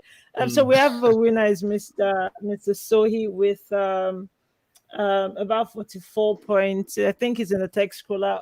1-2 results. Sharif has about 2 more minutes. What does this win mean for the Africa Center, Sharif? How can we leverage Well, your well, network with I Mr. will Foye say from- what does it mean for our city? I think we're part of that a general ecosystem that is, so whatever impacts the city impacts every one of us, whether it is an organization or whether it's at the individual level or whether it's at community level. So I think I've been on the other screen seeing that some results that are projected. So the council is going to be different. We will see almost close, if it's not exactly close to 50% of women in the council. So which is a great thing. So I think we're going to have a different council that speaks to not the way we expect. Everything is at some point that it has to start from somewhere. So I think it is a starting point that the council is changing, and the leadership of our city is changing. So all I want to say is yeah, we just need to come together and then rally behind the slogan that Soy has been campaigning in, which is collaboration and coming together and working together to get out of post-COVID situation of Edmonton. So yeah, so that's what I wanted to say. I will be jumping into another panel. Sharif, sorry, 1 second before you go. How hard do you think Mr. Soy would have to work? Because Greg said there are no Black people in the council, and I agree. I'm not seeing all the favorite candidates winning. Do you reckon it will be a good collaborator or not? He has been known for that. Like, it's not somebody who is new. Well, he will not be 100% what everybody expects, but I think he will be. I tend to think he's somebody who has shown in the past being a collaborative individual. So I have not seen any projected Black candidate to be a winner. So we're still way behind when it comes to diversity. We have taken one step. I wouldn't say that we have changed. We haven't, but I would say a step in the right direction. It's going to be better than the previous council. Is it going to be the council that we expected? Oh no. We do have a racialized women in the council. That's a good step. We don't have a Black person in the council, not yet. We don't have the first Muslim, as Trent was saying, that the first Muslim councillor, not yet. Yeah, so we still have way to go, but it's a good starting point. Sharif, thank you. Yeah, thank you. I have to jump into another panel, and all the best. Thank you very much. Another area to watch is Calgary. So see you, Sharif. Have a good one, Sharif. Thank you for joining us, Sharif. Thank you. Thank you. Thank you. I'm just wondering, Mary, if you can get Bobby, Tia, and Greg and Dunia to help analyze what's happening here. Take a look at what Métis, your friend Liz John West, see what's happening here. Are you seeing what I'm seeing tonight? What just happened? Are you seeing this? And I think what Métis is going to go to Ashley Salvador. I'm actually surprised by that. Yeah, she's running away with it. So would Bobby like to share what he thinks about this new result? In regards to that particular ward? Yes. Yeah. Again, it's funny and to sort of not repeat what's happening, but I think ultimately a lot of these results are not fully what we expect, and it's kind of what we're just getting. And what I sort of mean by that is, as there's hopeful changes that we all want to see come to fruition, to kind of, I guess, go against the grain a little bit, I think one of the most important things that we have to remember, it's super important that, yes, as government here is to serve us, to work for us. It's also very important that we sort of use these times to come together as a community to better align ourselves so that we hold these city councilors and representatives just more accountable to sort of what work that needs to be done within our communities and our organizations accordingly. I sometimes see that whenever there's, yes, the elections, we get our hopes up in respect to having these individuals having our best interests, but it's also, again, just very important that from day one, when they get into office, when they start the process of executing on some of their plans, that we are just there to hold them accountable. So, as I see some of these results coming in, for example, like even in downtown, I really was hoping that we would see sort of Adrian sort of edge out. And unfortunately, I don't know if that's really coming to fruition. That's, again, just another indicator that we need to start, to Danya's point today, start tomorrow, already training and educating the next round of people to ensure that we come that much stronger and not start from zero again. And so for each one of these candidates that, we wished were edging out, that kind of come from our diverse communities, I'm just hoping there's a way that, whether it's with organizations from the Africa Center to the Jamaica Association Alberta or other groups, that we download sort of the wins and losses with everyone who ran these campaigns. So again, that we just get educated as a community and we just keep on moving forward. Yeah, I think the other thing that we have to do as well too is, I'm sorry, Greg. Did yeah, you have something to say?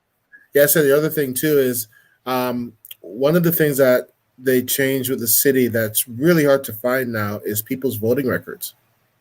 Like, if you go to the city website, it's really, really hard to find it. I want to see people's voting records. I want to see what they're voting on, because that tells me where the policy positions lie.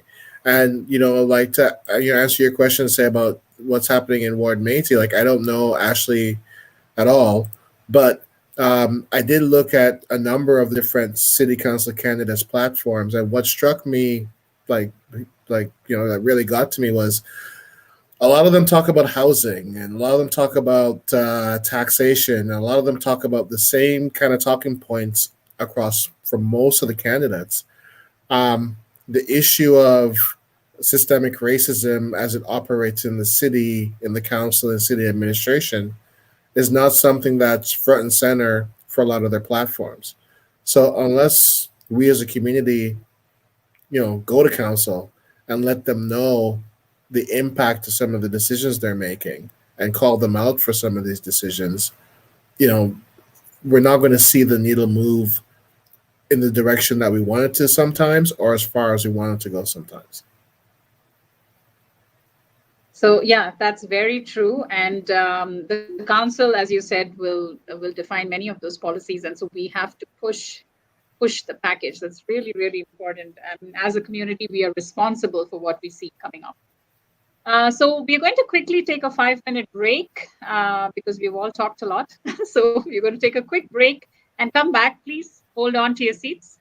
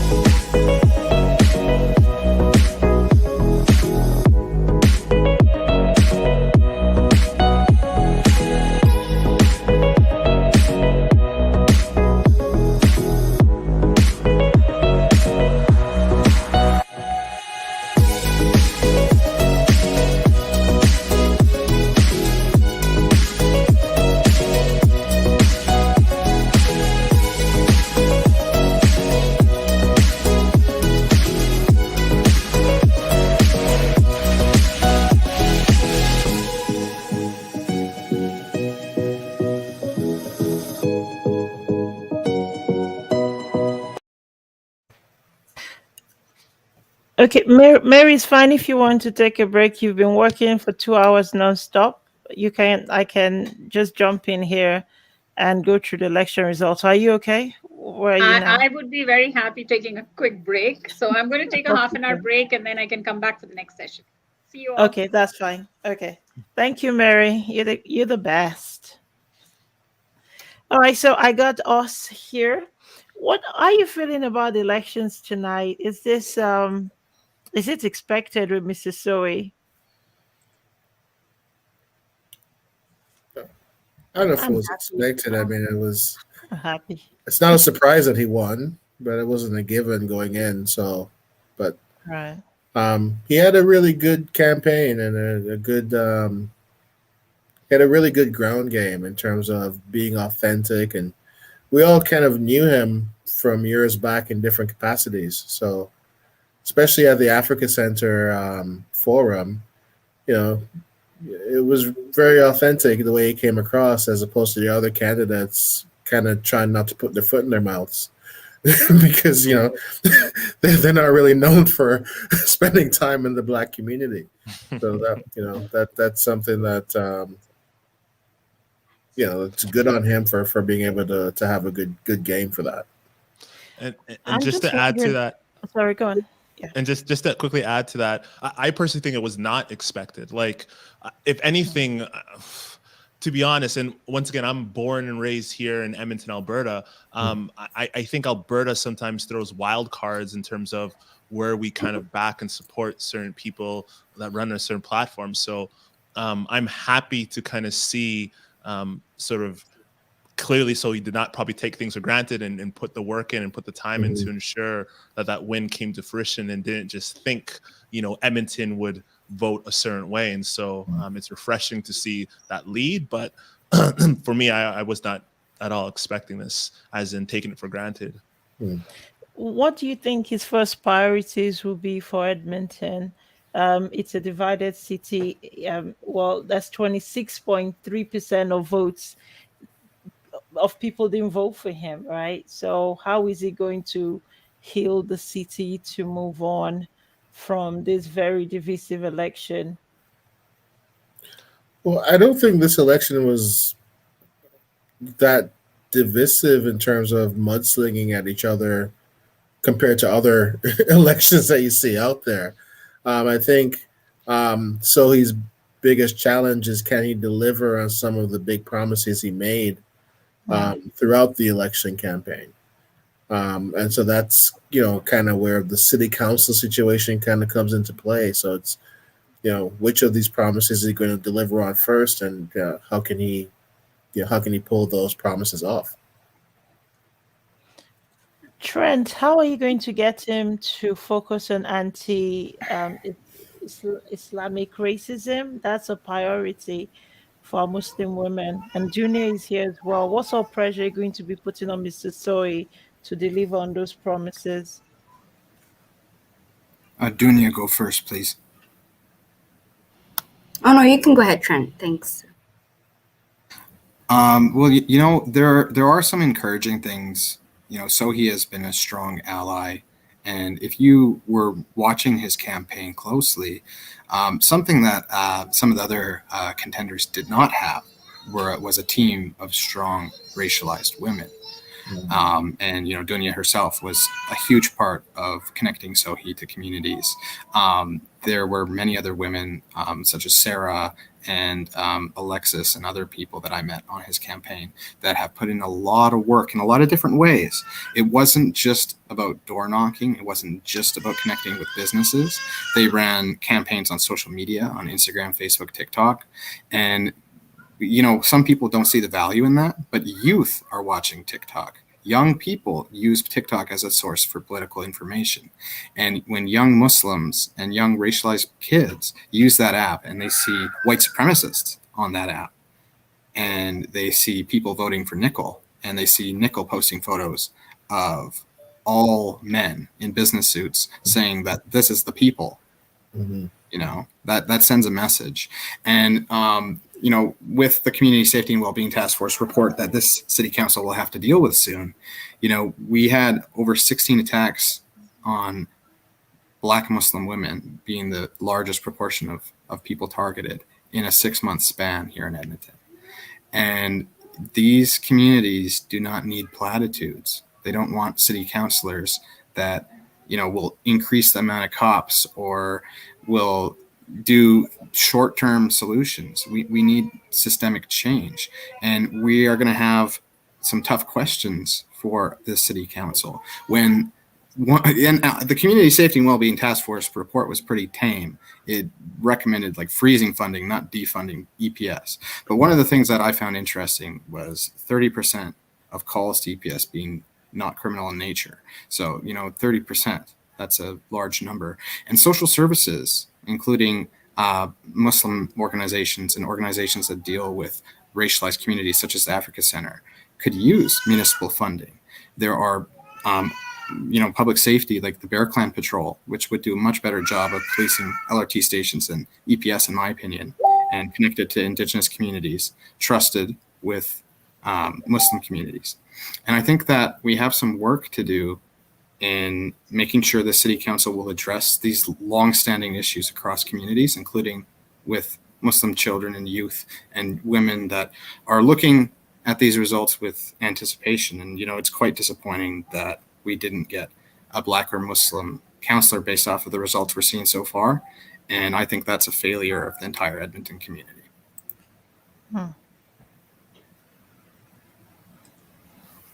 Oh, wow. The outgoing mayor has just released a statement which he posted onto Instagram.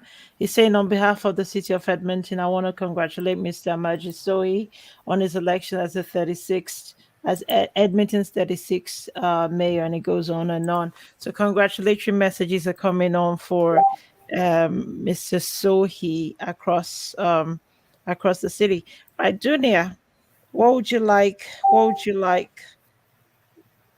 you pressure Mr. Sohi in response to that question? What more would you add to what Trent said? How would I what? Sorry, I missed it. I apologize. How would you pressure Mr. Sohi to to work on this safety issue Muslim women feel? Maybe I think it's called anti-Islamic racism. What would he do to put an end to it? And how up on his priorities would that issue be? Because it's a big security and safety issue for Muslim women in Edmonton today. Yeah, I mean, that's exactly why we supported him, because he's the best candidate that really would fulfill what he stated. And he already put something in place, like I believe it was a 100-day campaign in terms of, addressing Islamophobia, anti-Black racism, and gender-based violence, which is what has been happening in our city. He has the right team to do it, and he has an amazing, incredible community that will hold him accountable. So with those two, I believe that, it's feasible and it will happen, and I'm hopeful, and we always hold all of our elected officials accountable.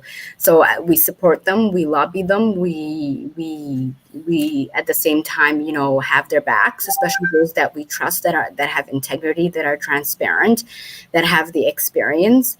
And then at the same time, then we start fighting for our community. The main thing is now we have a mayor that we can actually work with, that is really community-centered and community-oriented and is sensitive to gender issues, specifically for racialized community. Amarjeet Sohi is also from the South Asian community. They have bear the brunt of a lot of racial violence, especially sometimes they're even mistaken by being a Muslim, and they literally get physically assaulted as well. He's someone that intimately knows that and who has shared with me that, a lot of his community also experiences this. There's a shared commonality. I think the sad thing that breaks my heart today is that no one of African descent, that is Muslim won. I was really hoping for people like Adrian, Shamir, Harun, Anthony Mahele, and so on and so forth. And it just breaks my heart, but it just tells me that, again, as I said, as of tomorrow, we will gather as a community and we'll say, what can we do and how could we strategize and how could we mobilize and what does civic engagement look like, and get the blueprints out in a path that we move forward.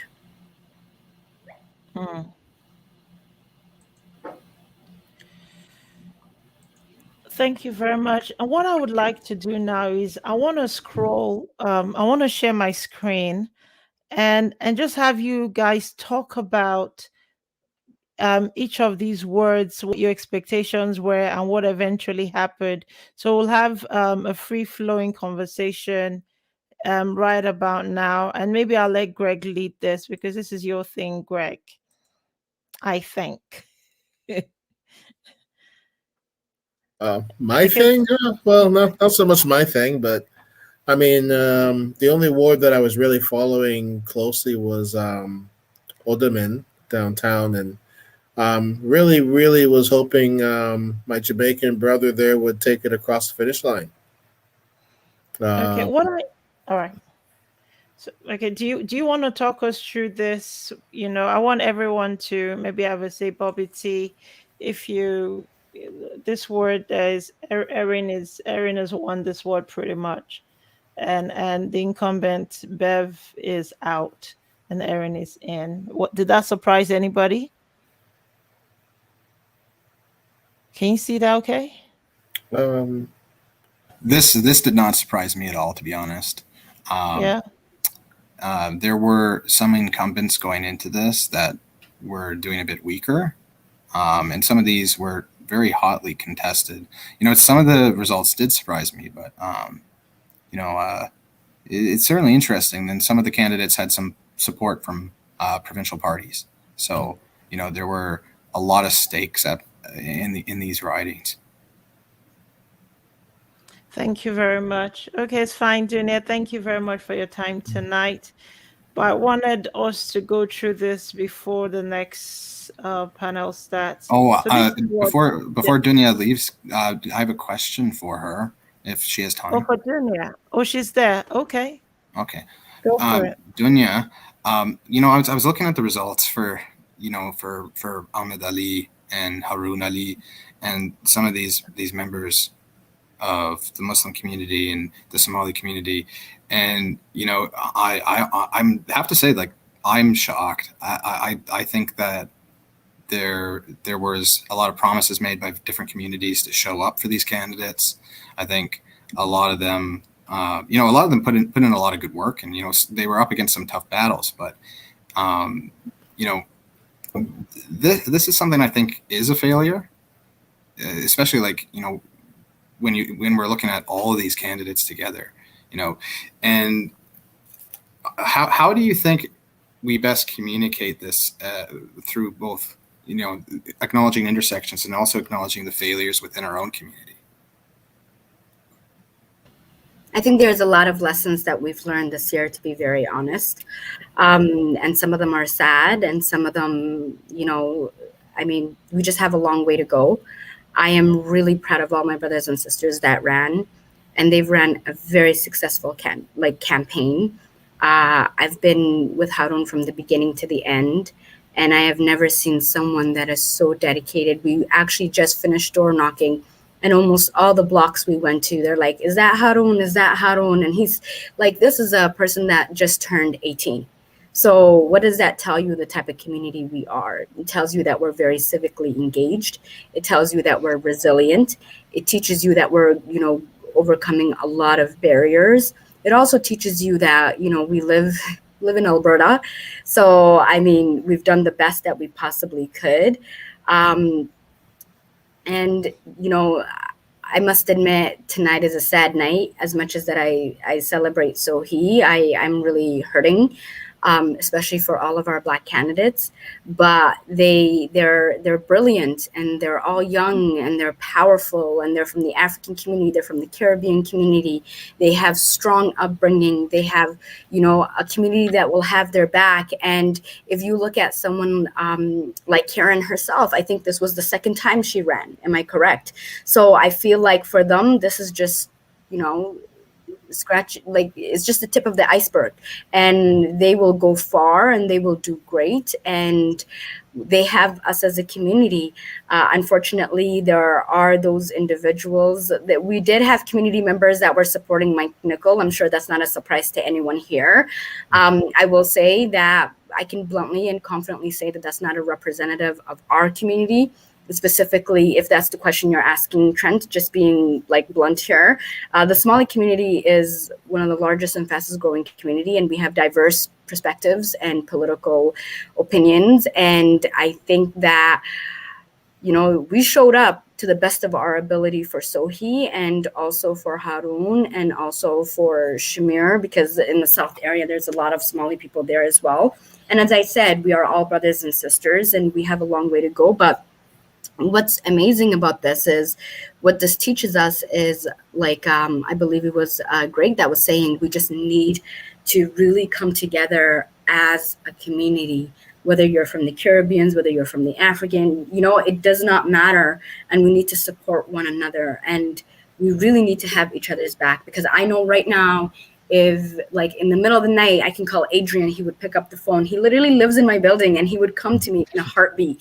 And that's the type of, like, even sometimes I remember, like, you know, if it's wintertime and, you know, oh, something happened with my tire, I call, yo, Adrian, are you home? Can you help me? Or, you know, that's the type of relationship that we have, and we have each other's back. And I've seen how Adrian was protective of Harun and Harun was protective of Adrian. And it was just a beautiful relationship dynamic. And, you know, I feel like there's so much beautiful, good stuff that we can learn from our community. And especially for those of us that not only experience anti-Black racism, but we're also Muslim. Half of the policies that are discriminatory is actually anti-Islam, right? And it's unfortunate, but that's just the reality. And some of us are women, right? So that's all I'm gonna say. And it's tonight, I feel that I'm going through a little bit of cognitive dissonance. On one hand, I'm really happy that Sohi got in.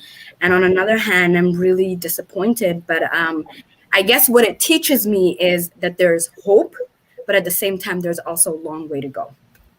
No, thank you, Dunya. And, you know, I was referring specifically not so much your own community. Your Somali community showed up, but I was disappointed with non-Black allies, you know, in supporting some of these candidates. And I want to really congratulate and applaud Harun. You know, he didn't just stand with Black brothers and sisters, but he really called out misogyny on this campaign. He was on Twitter and he was watching people like a hawk.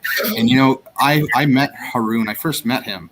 I was a voter contact organizer for the provincial election, and he walked into our campaign office and jumped on the phones for us I think he was 16 at the time. And, you know, he was on the phones calling people with his bubbly, energetic spirit. And I remember him telling me, I'm going to run for mayor, is what he told me. And, you know, I think that one day he's going to. Inshallah. Absolutely. I think in the next 8 years, you'll probably see him, because he got 9% of the vote tonight. At 18, give him 8 years, man, and he's going to be a real contender. Yeah, like a heavy hitter. Yeah. 4 years from now, he's going to make people tremble. 8 years from now, he's going to really have people quaking in their boots. Yeah, and when you say that, Greg, I also think about people like Shamira as well, right? With a strong background and like just diverse expertise as well. And that's who we have as a community. I'm proud of my community. And I think that we just have, you know what, we're preparing for a provincial election right away. And, you know, there's more to come. So I think we're going to get there. So I hope I answered your question. I don't know if I did or not. No, absolutely. And I think it's a lot of emotions for many of us tonight. But, you know, thank you for your emotional and physical labor throughout this process and here tonight. And, you know, I do think there's hope, and I think we can't take that away from anybody. And even like I was watching Bashir Muhammad tweeting, and he acknowledged, like, I think Rhiannon Doyle had the highest percentage of the vote for a Black candidate in Edmonton's history and was the closest to being elected. And, you know, like some of these results are like, it's showing that it's happening soon, and it should have happened already. But, you know, some of this stuff it is going to mobilize votes. And I hope that more people and millennials and Gen Z will show up to vote next time. And that's on all of us to be part of that. And, you know, thank all of you for putting that forward, and for Dunya answering questions, and, you know, the work behind the scenes that you do.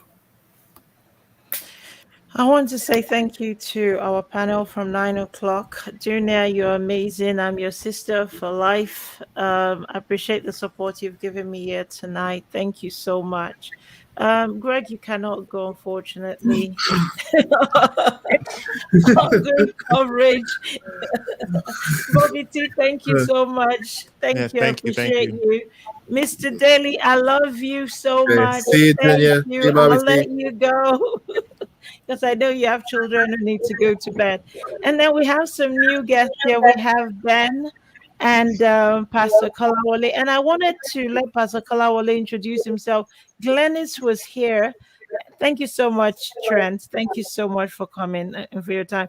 What would you say? I'd like for you to introduce. Oh, Mary's back. This is me, Dan. But I brought you in today, sir, to give comfort to those who've lost tonight. Tonight we have winners and losers, and some of the losers are hurting and crying and bleeding. Do you have any words for them? And then, Mary, I need to introduce Ben. So this is your show. I'm gonna step back. So are we introducing Pastor Kolawole? Yeah.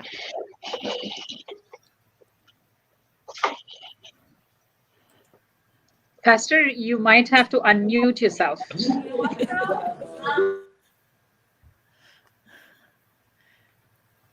You need to unmute yourself. Glennis, we see you're there. What a night for you, Glennis. What a night. What a night. Hello. Adora, you're welcome. Hi. Hello. Hey, Adora. Hi, Greg. Nice to see you. I know. How you been? Yeah. Sorry. I'm great. Yeah, the thing about media people is they really take over our shows. That's okay. Just ignore me and Adora. We'll just have a side conversation. So I'm really, excuse me, I don't know all of you just like Greg does, because Greg is connected to each one of you. The only person I know here is Pastor Kolawole. I think he's here, and because I've interviewed him previously, and Glynis, because I interviewed her too. It's so nice to see you again, Glynis. Thank you so much for having me.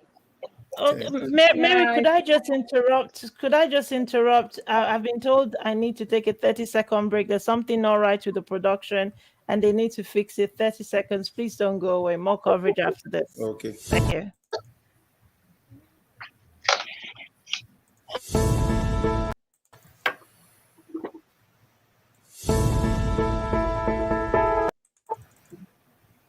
Well, the break is not happening. I don't know. So, oh dear.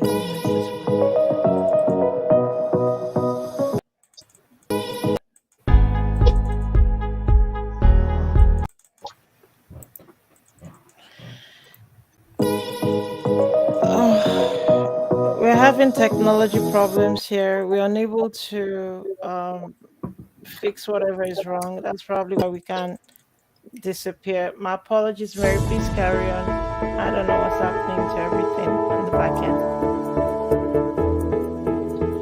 end. Sorry, I do.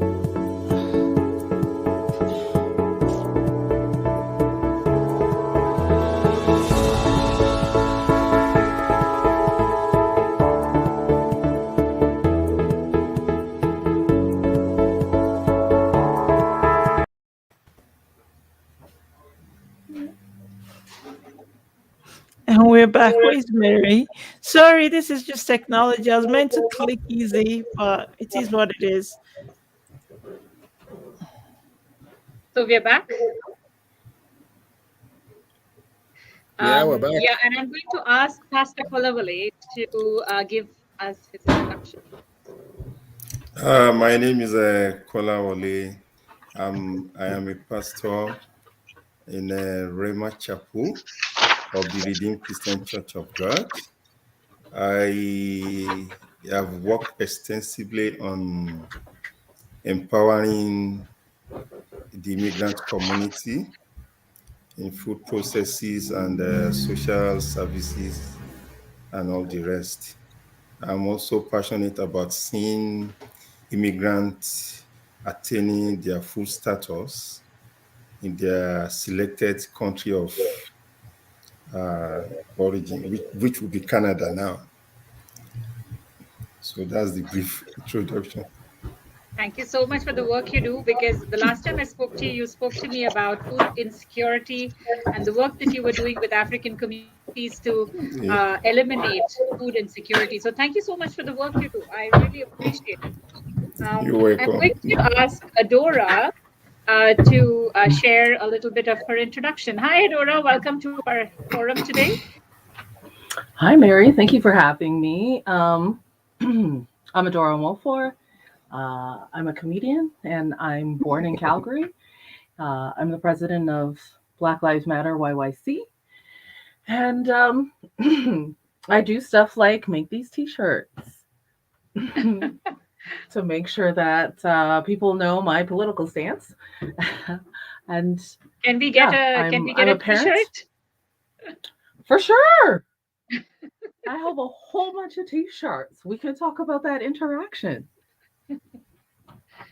So thank you so much. We hope that this show is going to be really fun, because we have a comedian in our forum. This is the first time we have one.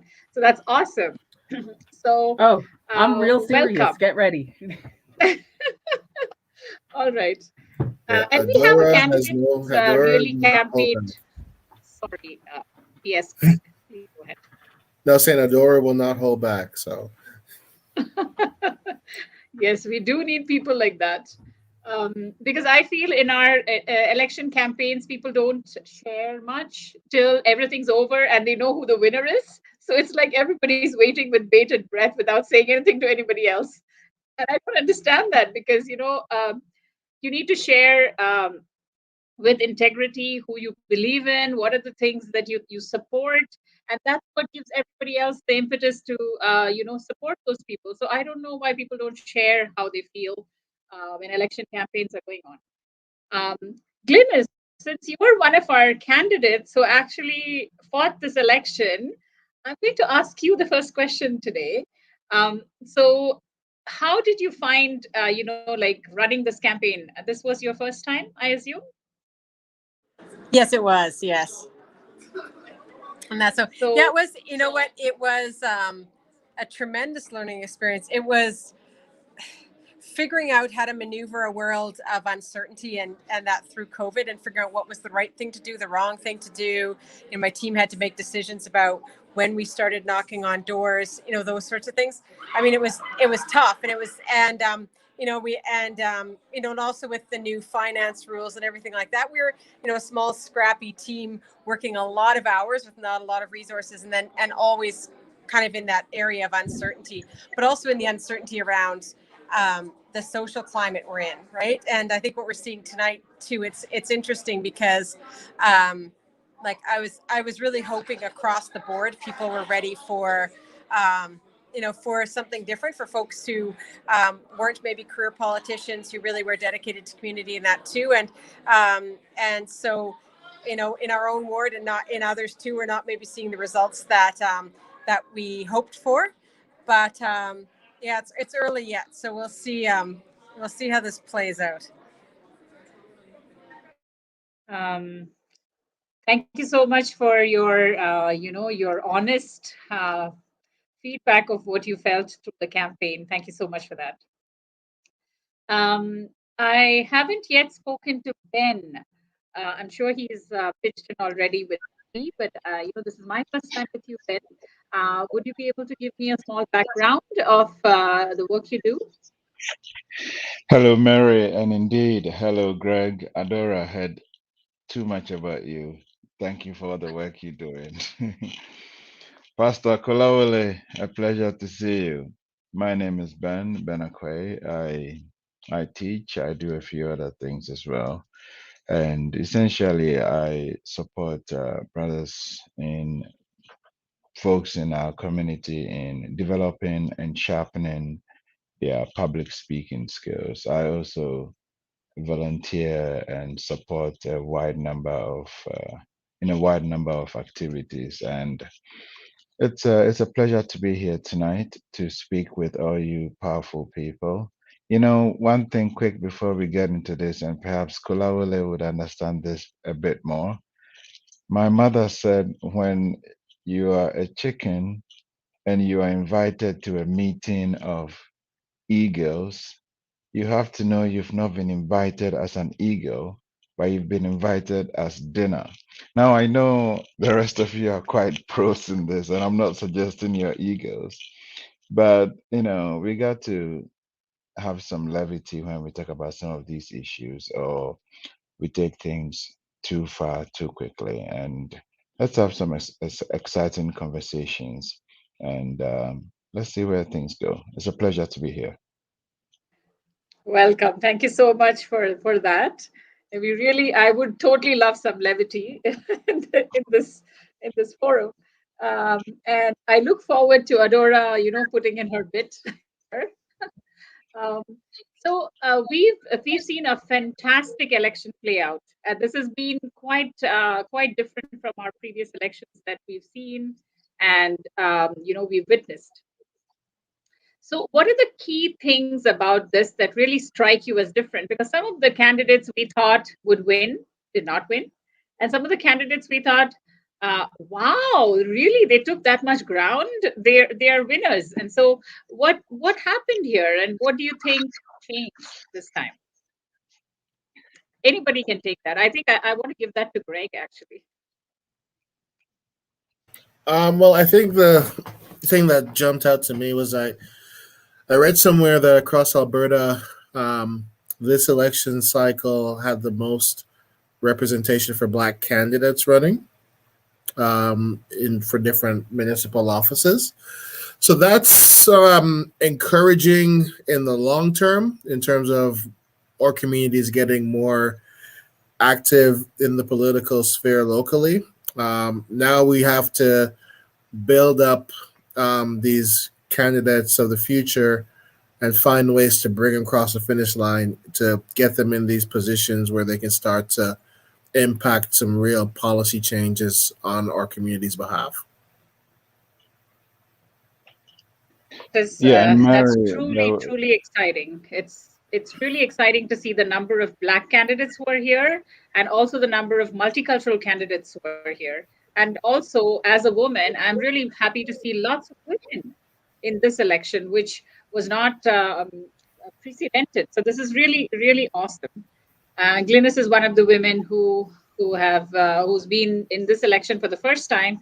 So it's really great. Thank you, Glynis, for taking that step forward and doing what you're doing. I really look forward to seeing more representation of multicultural communities on the council. Ben, how do you think that would be changing? Mary, I had the pleasure of supporting a few candidates in this election. I will tell you, I mean, these are absolutely quality candidates, number one. Number two, it takes a while to build up that election viability and credibility. It doesn't come overnight. And in the elections this time around, on a number of issues, there were quite a fair amount of similarity across the candidates.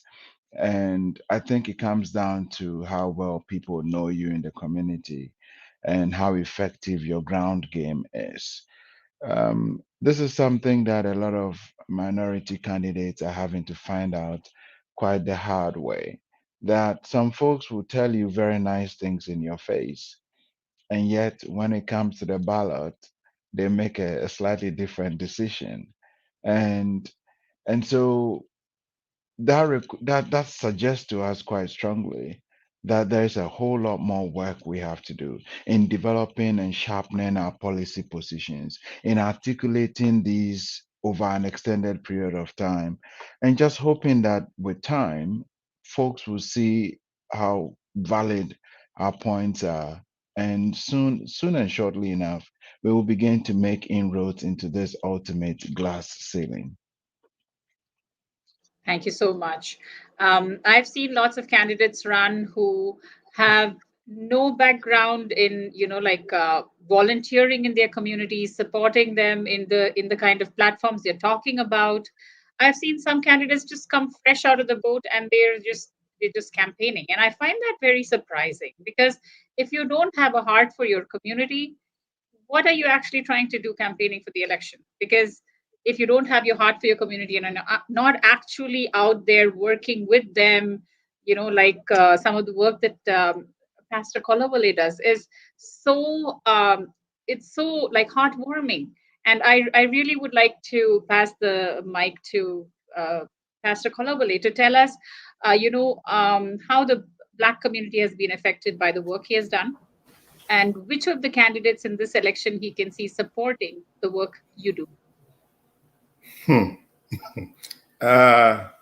Because of the church issue, it's difficult for us to be specific about particular candidates. But the truth is that underneath what people see, we supported certain candidates that we believe had passion, not just for the fame, to be in positions. People we believe will be true to their fellow Black or immigrant communities that we can vouch for. They are not going in just for their personal reasons. So we supported quite a few of them, both male and female. There's a particular female we actually supported with a lot of resources, but we are not able to mention names because there have been times we tried to do this. It led to a lot of uproar. It became a bigger issue in social media and all over the place. It almost affected the political fortunes of such candidates. But we supported quite some candidates. We actually campaigned vigorously for them and with them, even going out doing door knocking for them, people that we know, that we are certain they will actually mentor other upcoming immigrants and Black politicians. Awesome. I can understand, how delicate this is. And so, as a church, it's very difficult to get behind candidates openly. Yeah. Adora, since you were from Calgary, I'm actually wondering how the elections panned out. Is it happening in Calgary too at the same time? You might have to unmute yourself. Hey, thank you. Yeah, it's happening here all at the same time. We have a new mayor. We have a woman as a mayor. So wow. First time that Calgary has had a woman as a mayor. And Jody is also BIPOC. So I believe that she is a mixed person, so South Asian and white. I think Calgary also elected Courtney Walker, this wonderful Black dude. So that's exciting news on the Calgary front. They did something Edmonton has not been able to do. Greg, Courtney is on the council, man. That's some cause for celebration. Come on. Yeah, I think we all should raise a toast. Yeah, sure. So, Adora, like comparing Edmonton to Calgary, what are the things you think, you have the feather in your cap, and what are the other things that you think Edmonton is doing great? I mean, Edmonton has also elected a BIPOC mayor. So, I mean, that's fantastic. I don't know how people feel about that person. Really, I've seen some support, but I feel like, quite frankly, it was a rough time to be in an election, in a municipal election. And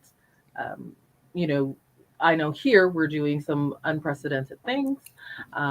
Having the referendum seems really ridiculous. But the things that I feel like are going well in Edmonton is that there's so many Black candidates. Like you blew us out of the water, quite frankly.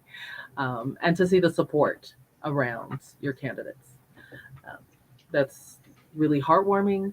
And I truly hope, like Ben said, that that's the foundation to the future. Here in Calgary, we've been having Black people run, and it's not going very well. But yes, congratulations to Courtney. Courtney was on our Black Lives Matter team before he decided to campaign, and part of Defund to Fund. So, to be quite honest, I did not have one doubt in my mind that Courtney was going to win. I was dead sure. So, happy to see it. He worked so hard. He wants to do some great things. I want to see how people are going to treat him, because Calgary's rough. Adora, it's rough everywhere. Look, it's brutal. Everyone on this panel knows we get judged by slightly different standards. We all know Right. that. And the truth is, we know Courtney would go there, he would outperform, and he has to, just so we can all appreciate that he's moving the ball a few inches forward. That's just that's just how it goes for us. But the truth is, the more and more this work gets done, the more we stand a chance of getting more people into elected office. And it's a constant struggle. If we think we have it tough, let's remember those who have come before us. They had it way tougher than we have had it. And so there's a lot of work to be done. The few opportunities we get, we have to make it count. And we are going to start making it count. So Yeah, we Ben, really need to get I'm behind. born I'm born in Calgary. So there weren't any. So, and that's why I'm saying I want to see how people are going to treat him, because we're coming off of 2020 when people are saying that they're going to be supportive. So what I'm hoping for is that he gets the support, because like I said, I'm not shocked that he won. I'm very proud of the work that he's done. So I also think that it's important for us to see how people are behaving so that we can adjust whatever our plan is, our goal is, to get it accomplished. That's really what I'm talking about. So not that it's hard. I know that it's hard, but like, let's find out what we're working with. Indeed, indeed. I mean, this night has been brutal. I mean, we sent so many eggs into hatch, and a lot of these eggs have not hatched, and it sucks, man. That's the brutal truth. But it's just natural, to break into a new ground. It takes a while. We should actually appreciate the candidates that have been bold enough to actually come forward. I totally agree with that. Yes, I believe that, when I came here to Edmonton 6 years ago, it was a fully white council. Yeah. It was not a single person of color. And then Aaron Paquette broke that. And he came as the first Aboriginal candidate. I was so proud of that moment because I knew Aaron from Fort McMurray. And now I see Mr. Sohi's back, and I see candidates who are not who are BIPOC, and there's so many of them. So I think as we go forward, we have to pick the candidates that we're going to stand behind and really have a proper strategy on how we're going to support them, because just being quiet really doesn't help. Everybody seems to just be quiet. And I don't understand this whole, silence before the election results are announced. There was one candidate, one opponent of Mr. Sohi who was just bashing him up and, trying to get votes for Mr. Nicol. So I was the only one speaking up, and I found that odd because I'm a media person. I'm not supposed to be saying what I think.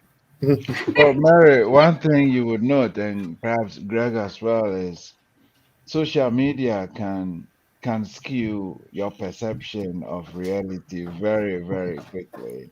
On social media, you can look and feel like this is it. This is it. It's absolutely gonna happen. But when you knock on doors and talk to real people, it's a slightly different feel. And this is something we have to get used to. We have to get used to people who say nice things to your face and still vote the other way. Who will say nice things to you on social media, make you feel good. And we just have to keep knocking on that door. Yeah. Because ultimately there are many quality candidates in our midst and who will do an absolutely fantastic work. And all we are waiting and hoping for is an opportunity to show what we are made of. Yeah, but also on the media side of things, like as a publisher, I can't openly come out and tell people who to vote for. But like mainstream type media, they just do a horrible job of educating the electorate. Like absolutely horrible job. I mean, Adora alluded it to earlier with the stupid referendum question. Yeah, it's like that's a lack of education from it's and for me it's frustrating as someone that works in media, seeing these bigger companies that have the influence doing what they're doing or not doing what they're supposed to do. And a lot of times I'm screaming at the TV and the monitor's like, come on, ask the right question. Like, what are you guys doing? Greg, a lot of people thrive with people not knowing too much. Yeah. It kind of works for a lot of people. Well, it's the first rule of political science, right? To stay in power, you have to keep the mass populace uneducated. Yeah. I think that was the oldest strategy in the book. I want to move to the question that's on our screen right now. The question is addressed to Glynis. How are you feeling right now? What do you think happened in your ward? I don't think I'm actually that surprised. I think I'm disappointed, but and not just for this ward. I think across the city. I really thought that, and I said this so many times. I thought if now is not the time where we see a change in people who, are looking for something a bit different from, as you were just saying, the politicians who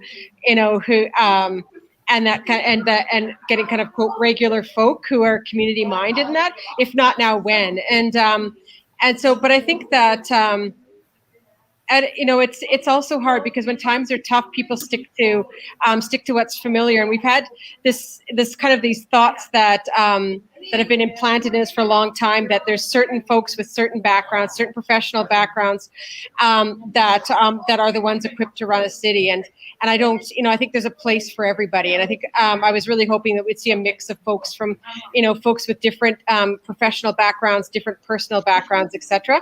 And that too, we haven't seen as much of that as I'd hoped, but I'm optimistic. We've seen some progress. Like you said, we're seeing much more diversity on council when it comes to demographics. I hope we're going to see more diversity of mind. That's really what I'm hoping for. But it's been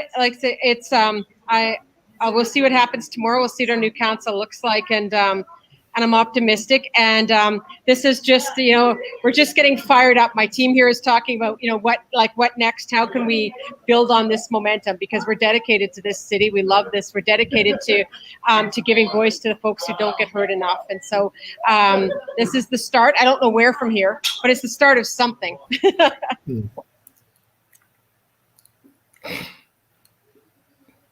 We can't hear you.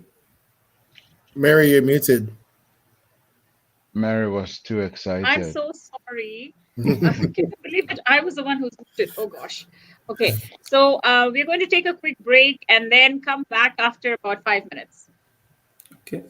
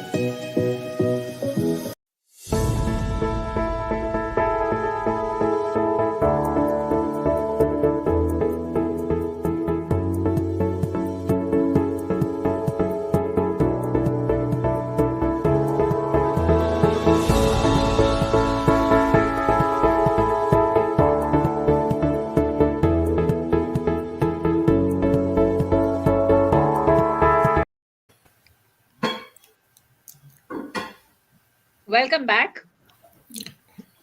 Thank you. Thank you. Hi.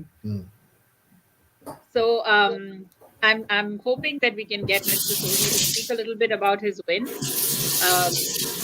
But he's kind of busy right now post the win, and they're celebrating. So we'll see whether he's able to join us. I just wanted to know that when we were going into this election, what were the aspirations of the Black community? This question is for Ben. I mean, some of the biggest things for us were issues about policing, issues about what happens in schools with this increased security that we do have. Can I please request everybody else to put their mics on mute? Sorry about that. No, that's okay. So policing has always been a big thing for us, and that safety aspect was big. We wanted to see a lot more of these progressive policies, increased representation for us where it matters. I've seen comments like, we don't just want a seat, we want a seat at a table, at a big table, not at a kid's table. And my hope is that even though we didn't crack the ceiling, there will be opportunities for BIPOC and especially Black representation at the highest levels. And so he did promise that he would see to that. So we'll hold him to that.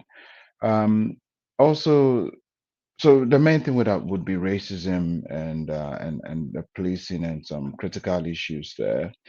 Some of what's happening in the schools has also not been properly addressed, and we want to see some progress in that respect. Black candidates, like most BIPOC candidates, advocate majorly progressive issues, and I am confident that this council would make good on some of the things we have looked for in a while, and I'm quietly confident that even though we will not have some of our folks on the city council to advance the causes we care about, we would see enough to give us hope for the future. What do the rest of you think? Thank you so much, Ben. Most of the issues, there has been a lot of work done by different community leaders on those issues, and I have been part of some of those. Even the the carding issue, there was so much work done on that too. And so in Edmonton, we've seen a lot of leadership in the Black communities, which have been speaking to council, bringing up these issues time and again. And I'm really happy to see that so many candidates were present at this election, even though they didn't make it, they didn't break that the glass ceiling. A little more fight will get us there. So one or two more elections, we'll see a lot of our BIPOC candidates take those seats that they rightly deserve. And, so many of our kids will have idols to look at and say that, we do belong here. We are not from, from the outside. We are part of this community. And I think when leadership looks like us, that's when we feel that way, right? So it's really important. Can I throw in a yes, I guess yes, Greg, a hot go ahead. topic question though? I know that we've had a lot of representation in our community running for offices, but there's such a thing called as critical mass, where there's too many running at one time. So how do we find the most effective candidates to run and have everybody rally behind them to bring people across the finish line? Like if we're all running, you split the vote, and so then it becomes infinitely harder to win. How do we approach that topic of like, hey, look, maybe you should drop out and get behind this candidate, and throw your weight behind this person and get that person in the seat of power and keep it going? I mean, Adora, I don't know. Yeah, that's such a valid point that you raised. And it's really important for us to realize that, when we put our candidates there, we just don't have to fill the whole space with, so many candidates. So it's really important that is a very strategic point. Does anybody have any answer to that? I mean, I would say to Greg, to be fair, we did not have many black candidates fighting against each other in many of the wards here. We did not. So it wasn't a question of, oh, you guys fought against each other, split the votes, and then someone passed through to win.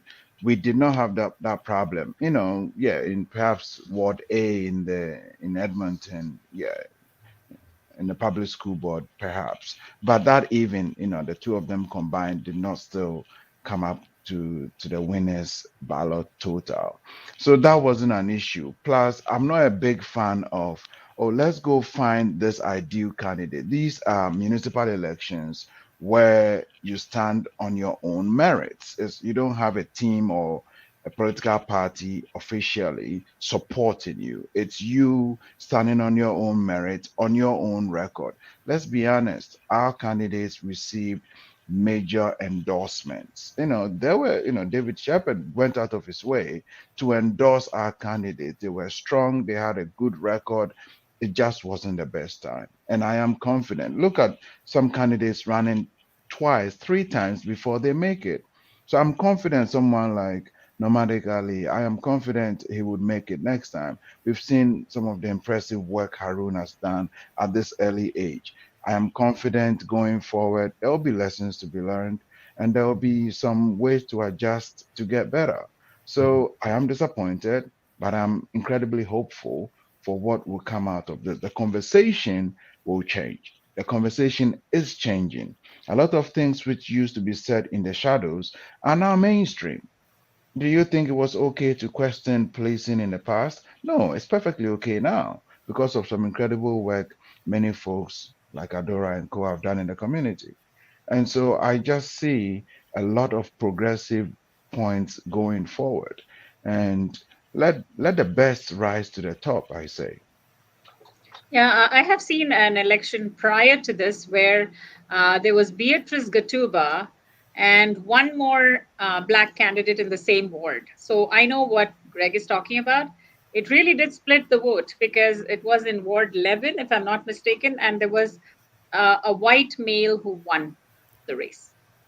I was not very impressed by that because I believe that Beatrice was a great candidate for that ward, and she would have been a great representative for the people. Is this Calgary or in Edmonton?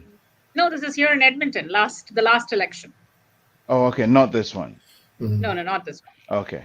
Beatrice actually gave up after that. I wish she had stood up again for the next one because she probably would have gathered much more momentum, but she didn't stay in the race. Some of our candidates, they lose their morale when they get beaten. And I hope we have some candidates who have the gumption to, carry on to the next one, because one election doesn't say much. Because if it's your first time, you need a lot more practice to get everything going. So I think, this is my word to Glynis too. Like, I believe that there is a lot more than the first time to make it to the place that you're looking for. Yeah. Absolutely. Thank you so much. It's easier said than done, though. Yes. I think Adora had something to say. Hi, Adora. Did you have something to share here? I was going to talk about strategic campaigning, and quite frankly, I think that it goes beyond Black people splitting the vote in their wards. I think that Black people need to really create a foundation that goes beyond Blackness, because we don't have the numbers. And so, quite frankly, I know every other kind of candidate has asked the Black candidate to stand behind them. And I think it's time for us to ask people to stand behind us in that same kind of way. Also for women. Like, I'm really tired of men asking women to not run, because we know what men can do. Women have not even had a chance.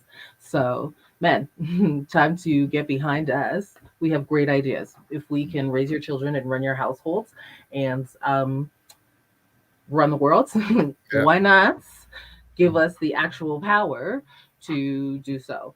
So I think that that's really important. I also feel like when we're talking about candidates like continuing to run, like, what are we doing to support them when they're not running? Because you get burnt out.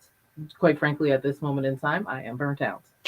I'm tired. I'm exhausted, and I'm still here. I'm still going to show up, and I've been doing it for a long time. However, I don't think that should be the norm. I think that the norm should be that if Beatrice, does not win, we rally behind them, because failure is normal. You need to be able to fail to succeed, and so I don't think that our communities are necessarily doing that. I don't think that Beatrice did not reach her goal. And then people were like, okay, you know what? Like, what else do you want to do? How can we fill you up? How can we support you so that when it is time to get back into campaigning, that person is refreshed and revived and able to put their whole everything into it. And then you can see what they've been doing since in the interim. Because we have multifaceted lives. And Mary, I think you were talking about that also, that we're not really talking about who we are and what we do and the person that is going to be in that place of authority. So that's what I lead with my heart on my sleeve. And that's a really hard place to be, because Ben, you were talking about people being nice in your face. You don't know how they are with me. They are not nice in my face. No. So I don't know where that's coming from. Let me know where I can get some of that. But I think there's if we want to now move from, we got a lot of people running, we need to move into a place where we have a lot of people who are working together in their strengths. And that's a hard thing to do. It's a hard thing to do. So I'm the president of Black Lives Matter, and my strength is speaking. I do not do administration. We have somebody for that. She's incredible. I love her. Quite frankly, she makes me look amazing. But, I tell her my ideas, and then we get it into administration. I would love, hello, anybody out there, if you need some social media work, come find us. But like, if we get people doing the things that they love in their strengths, we build up our community. We get a foundation of people who feel like, oh, I'm impactful. And I say this because I'm a comedian. Like, that's where my voice came from. I don't know why I'm at places like this very often. I was on the news this year because they were saying, you're a comedian and an organizer. I'm just interested in those two things, but I know what my strengths are. I play to them, and then I create a community around myself that can support that. That being said, Alberta's real conservative, and we don't want conservative ideals anymore. So if we are supporting the candidates who support those ideals, it doesn't really matter if they are our skin folk, because that's not kinfolk. And I also noticed some things prior to the election. Maybe we need more advocacy for Black folks. I discovered supposed Black supporters were not actually comfortable with some of the Black candidates. Maybe it's a perception. Maybe it's a defeatist mentality. I don't know. But in my interview with some of them, on the surface, they tell you they are for the Black brother or sister. But beneath, they tell you they are not sure of the capacity of that person doing it well. So it's very strange. So maybe it only shows we still need a lot of way to go to actually get a solid Black vote for so-called Black candidate. And secondly, most of them have not actually been very visible in the community. I discovered, like in Edmonton, the voting pattern here is actually not difficult. It's something you can predict easily. The way people vote, I'm not sure of Calgary, but in Edmonton, it's based on the name, the visibility of that candidate, and the incumbency. Those are the three major factors. The ability or what they could do is not even very important here. So most of our guys or ladies were not actually visible. It was just some few moments to the election. You suddenly see their names and see them coming up. This actually worked seriously against most of them. They were basically unknown to the white communities. That is just true. And in fairness to the white community, if you analyze the votes our folk actually got from their respective wards, you will discover it was more of the whites that voted for them. Yeah, they were white votes. Like the last election for the federal, one of the Black candidates that contested, he got as much as 10,000 votes in Strathcona. Strathcona is basically white, pure. I campaigned with him, door knocking. I am sure for the entire 1 month that I went out with him, maybe we only saw a white household, but he still got as much as 10,000 votes from that community. So it means they only need to be more visible, they're more vocal.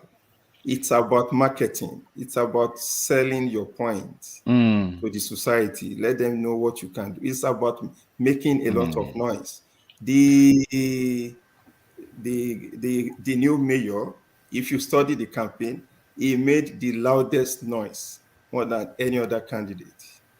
He was visible all over the place, whether you like it or not.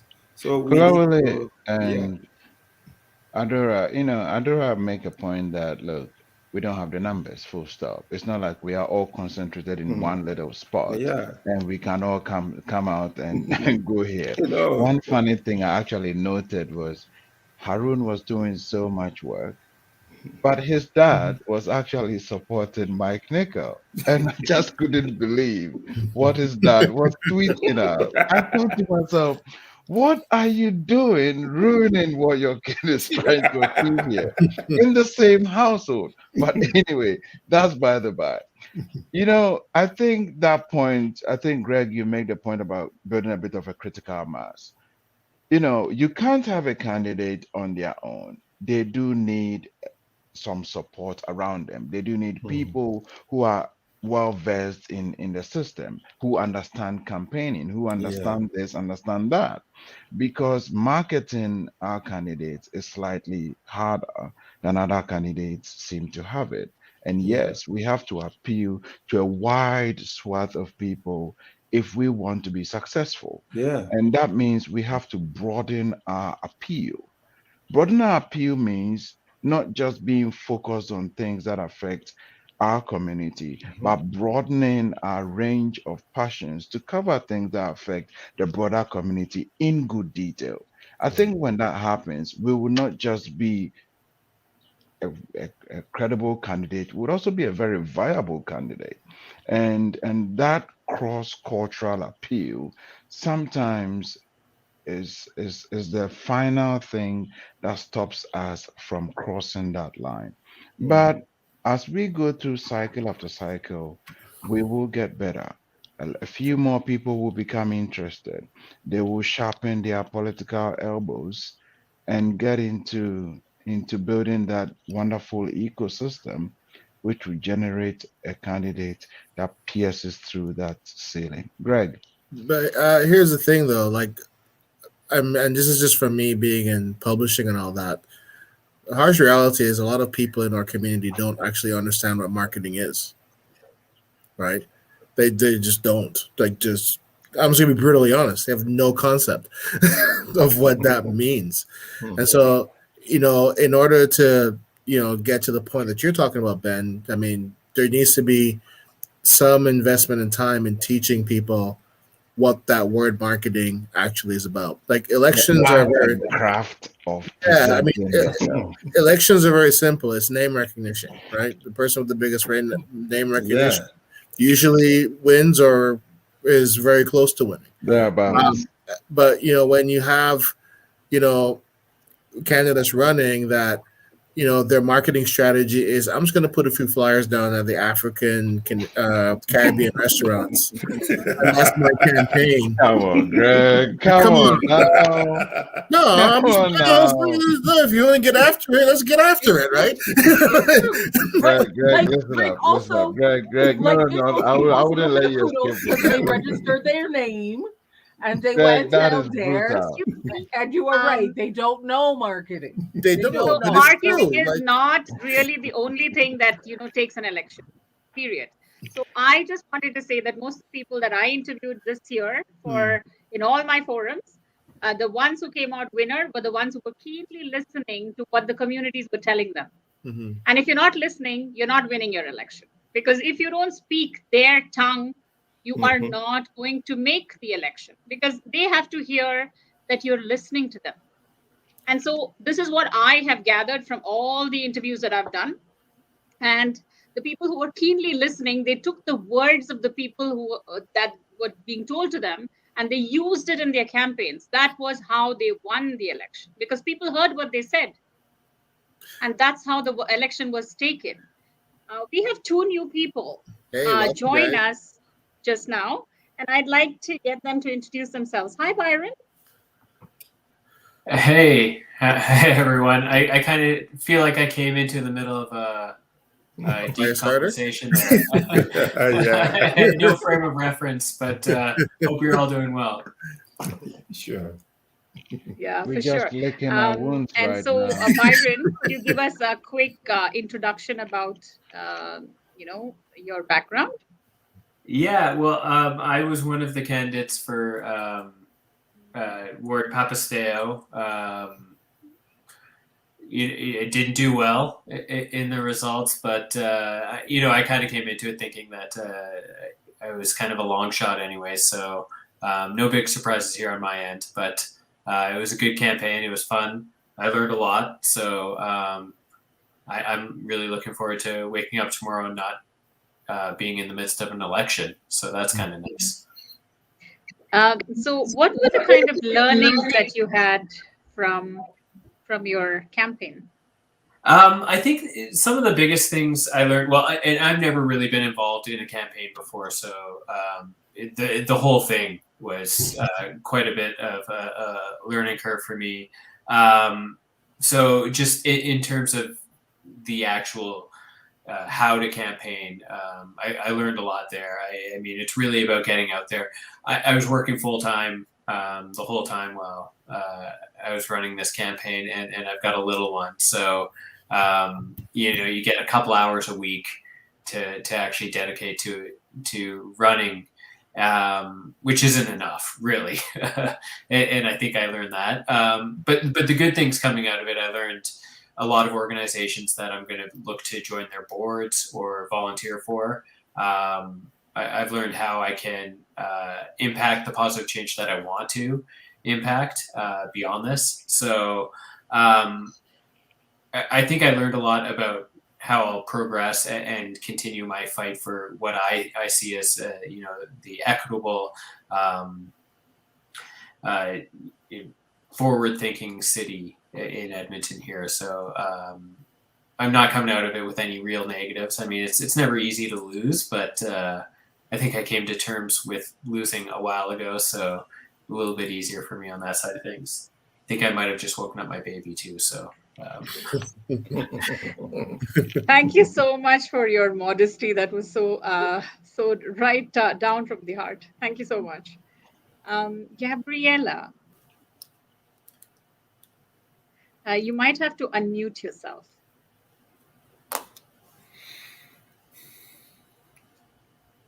We still can't hear you. I don't know why. Not sure. The volume's down. Are your audio settings? Can you check your audio settings, please?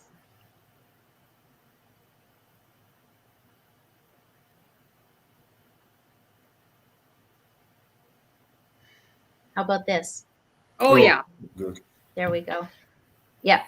It's always interesting going into a different platform that my ridiculous Mac has no idea what to do with. Hi. Hi, Gabriella, and you also were in this race, right? Yes, I was in Ward O'Damon. Okay. Yeah. How was your experience, running in the ward, and what were the things you think you learned from this? Wow, I mean, like I was saying to the volunteers that we had when we just wrapped up and just came back to my place. Actually, they're all downstairs finishing off the wine. What I said was really this election was never about me. It was about everyone else and Edmontonians and the volunteers and the supporters. And I was never running to make it about me. I was always running to make it about Edmonton and about the people that live here and about the communities that I've spoken with and the people I've met and the friends I've made and the connections I've made for other people. And so I guess the most impactful thing that I've learned is how much difference one person can make in the lives and ambitions and successes of everyone else. And every single person has that ability. It just takes a commitment to step forward and do it. Yeah, that's true. So what do you think about the new mayor of Edmonton? I think he's an amazing person. He's really one of the nicest people I think that there is. So I'm looking forward to seeing what his policies are going to be coming out of the gate once he's been sworn in and how well he can create a consensus. I think that this particular election has brought forward a number of progressive candidates, and I'm pleased that a number of women have been elected and some first timers. Karen Tang, for instance, is representing out there, and I'm more than pleased about that. So I'm pleased about the diversity, and I know we can do better in diversity, but having Amarjeet there is a step in the right direction.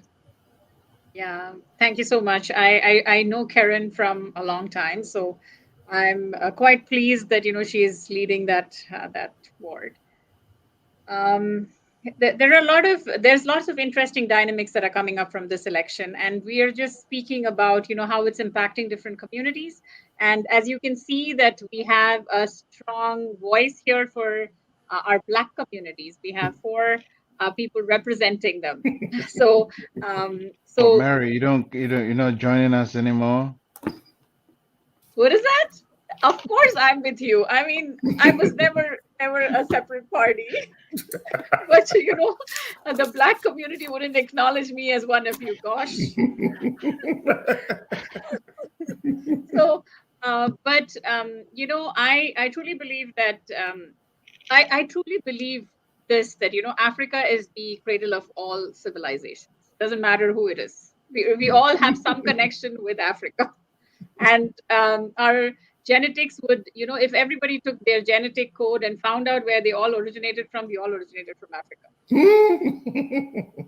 And that's a fact, because I have done some research on it, and I know this for a fact, but it's really sad that history has such a negative impact on particularly this community and our Aboriginal community. So there is lots of reparations that we have to do and bring, one of them is to bring those communities into leadership. And we are seeing the change happening. It is taking time, but it will happen, and there is hope. And you all have brought different pieces of that into this conversation. So thank you so much for that. And I'm really waiting for the rest of the results to come. So I'm going to ask Tee to share what's happening right now. Tee, are you there? Well, Hello, I think we've lost her. everyone. No, Hi, I'm Tee. here. I'm here. Hey, Gabrielle. Hey, how are you? Hey. I'm doing really good, Tee. It's so wonderful to see you. I miss you, love you. It's great to see you. Yeah, but you did well. You're second in the word. That was really, really good. Well done. You did very well. Absolutely. Just looking at the results now. You did very well. Oh, thank you. Well done. Hey, Byron. Should we Hello. How are you doing? I'm good. How are you? Yeah. Oh, I'm feeling for you tonight. I don't know what else to say. I don't worry about me. I think that I'm fine with the All right. results. So as we discussed on our last time we met up, I probably didn't put forward my message clear enough, and in the end that kind of hurts. But I think we had a really progressive ward and a lot of good things. I mean, we had an 18-year-old that did really well here, an 18-year-old Black kid that just sorry, I shouldn't call him a kid. He's a young man who did really well. I mean, that speaks volumes of the future of this city. So this is great. So Thank you. yeah. Well done. Mary, what do you want me to do? Are all the results out from every ward, Tee? Yes. So You want me did to you show share my that? I screen? mean, I haven't seen the last of everything. Okay, let me share my screen. Hold on, everyone. Gabrielle, did you see Ann Stevenson winning in Odaimin? Did that come as a surprise? Not after the kind of political endorsement by the mayor, the current mayor, the now gone mayor. I think that swung a huge amount of people in her favor, because there was a kind of a one-sided poll out right before then that had shown that she was pitted against Tony Katarina. So I think a lot of people voted strategically in Odaimin in order to ensure that a progressive candidate got in. And so, I mean, it doesn't matter at this point. I'm happy for Anne, and I'm happy for Odaimin. I think she'll do a great job, and I'm happy to see a woman in council. Oh yeah, oh yeah. Okay, so this is what we were saying about Aaron Paquette. Is won. He's won a second term, so that should make Mary very happy. So that's really good for him. And then we've got, this was Glennis's ward. Jennifer Rice took it with 32% of the votes. I'm just wondering, do you think in this ward, whether there were many candidates, could this have affected us seeing, well, it is what it is, a clear winner? I don't know. Let me move on quickly. Actually, Any thoughts about that this ward has two very strong candidates. If you see, Yeah. it's Jennifer Rice and Rhiannon. So Rhiannon has taken so many votes in that one. Oh yeah, it's really close actually. Yes. 32 points. Very Oh close. wow. Oh, she nearly did it. Oh, she nearly did. She's the second runner up there. Okay. Let's move on to Cario. Does this surprise Difference you? there is about 47 votes. Sorry? The difference there was about 47 votes so far. Yeah, I don't think we can start calling that one just yet. It looked like there's some. They may have to recount that one as well. Okay. Are you talking about this one, Cario? No, Carrillo, I think this one doesn't previous one. surprise me at all. Okay. What are you talking about? I can't pronounce the name of this Where word. you have Jennifer Rice. EP Kokanis Pistuya. Okay, so maybe there'll be a recount. Oh wow, because it's really close. Okay. Well, are all the are they all counted yet? Just because it's so close that I'm curious. I don't know. These are On the the city unofficial website, results. that's at 85%. You see it at the very top if you scroll back up. Yeah. Yes, sir. I'm scrolling up now. Okay. There you go. Yeah, Okay. 85%. So it's not yet 85% done. in. Oh, this is good. With 17 of the voting stations, they're reporting. And we spoke to Glennis earlier. Okay. So this is Cario. What do you think about this one? Karen Tank, she's a clear winner. Yeah, she did well against Mike Nickel in what was my former ward where I live, Richie. So Mike Nickel was the counselor, and she came in second last time. So I don't think there's any surprise here. I feel for Shamir Turner though. She did put in a strong amount of work, got some good endorsements, and she came up short there. But what a wonderful campaign she did run, and received lots of high praise there. But unfortunately, she's come up short. Definitely one to look forward to see what she'll be up to in the future. Oh yes, definitely. Okay, so that takes us to Métis. I personally, I don't think there's any surprises here. I think if you're looking at just strength and excitement around a particular campaign, Ashley Salvador kind of generated so much excitement. Well, she won actually. Sorry about that. Yeah. Yeah, that she had a strong campaign. You got to tip your hat to her, and she also did have Don Iverson's. Yeah, she got Iverson's endorsement. Yeah, she got that. So these endorsements, sometimes they work and sometimes they don't seem to do anything. It looks like the endorsements tipped it over for El Salvador. And Mr. Nak, this was predictable. We knew it was going to win. Very much so. Yeah. He's such an excellent counselor, Andrew. I love him. Does great work. Okay. And unlike some other candidates who were incumbents, he actually got out and started door knocking again. And I think he was out there door knocking his entire ward. I think everybody is just very impressed by him. It's true. Plus, he does a weekly, town hall where he's updating his constituents. His heart is in the right place. I like him a lot. So that's not coming as a surprise. Oh, Damien, this is Gabrielle. This is your territory. You guys scroll down to all 10 candidates. Look at just the number, just the sheer number. Just the sheer number. Okay, so this is a Joshua and Stevenson wins it. And Adrian Prof. No, you came second. You ran a brilliant race, Gabrielle. I mean, 1,000 votes short, and look at the number of candidates and pulling 20% of that. That is a compelling outcome there. Yeah, absolutely. And everybody who was running, who was new, was out there pushing really hard. And honestly, we had such a great vibe between all of us who were running in that ward. We all got along so well. I would have loved to have seen Naima do much better. I thought she was amazing. And if she had gotten in the game earlier, I think she could have done better.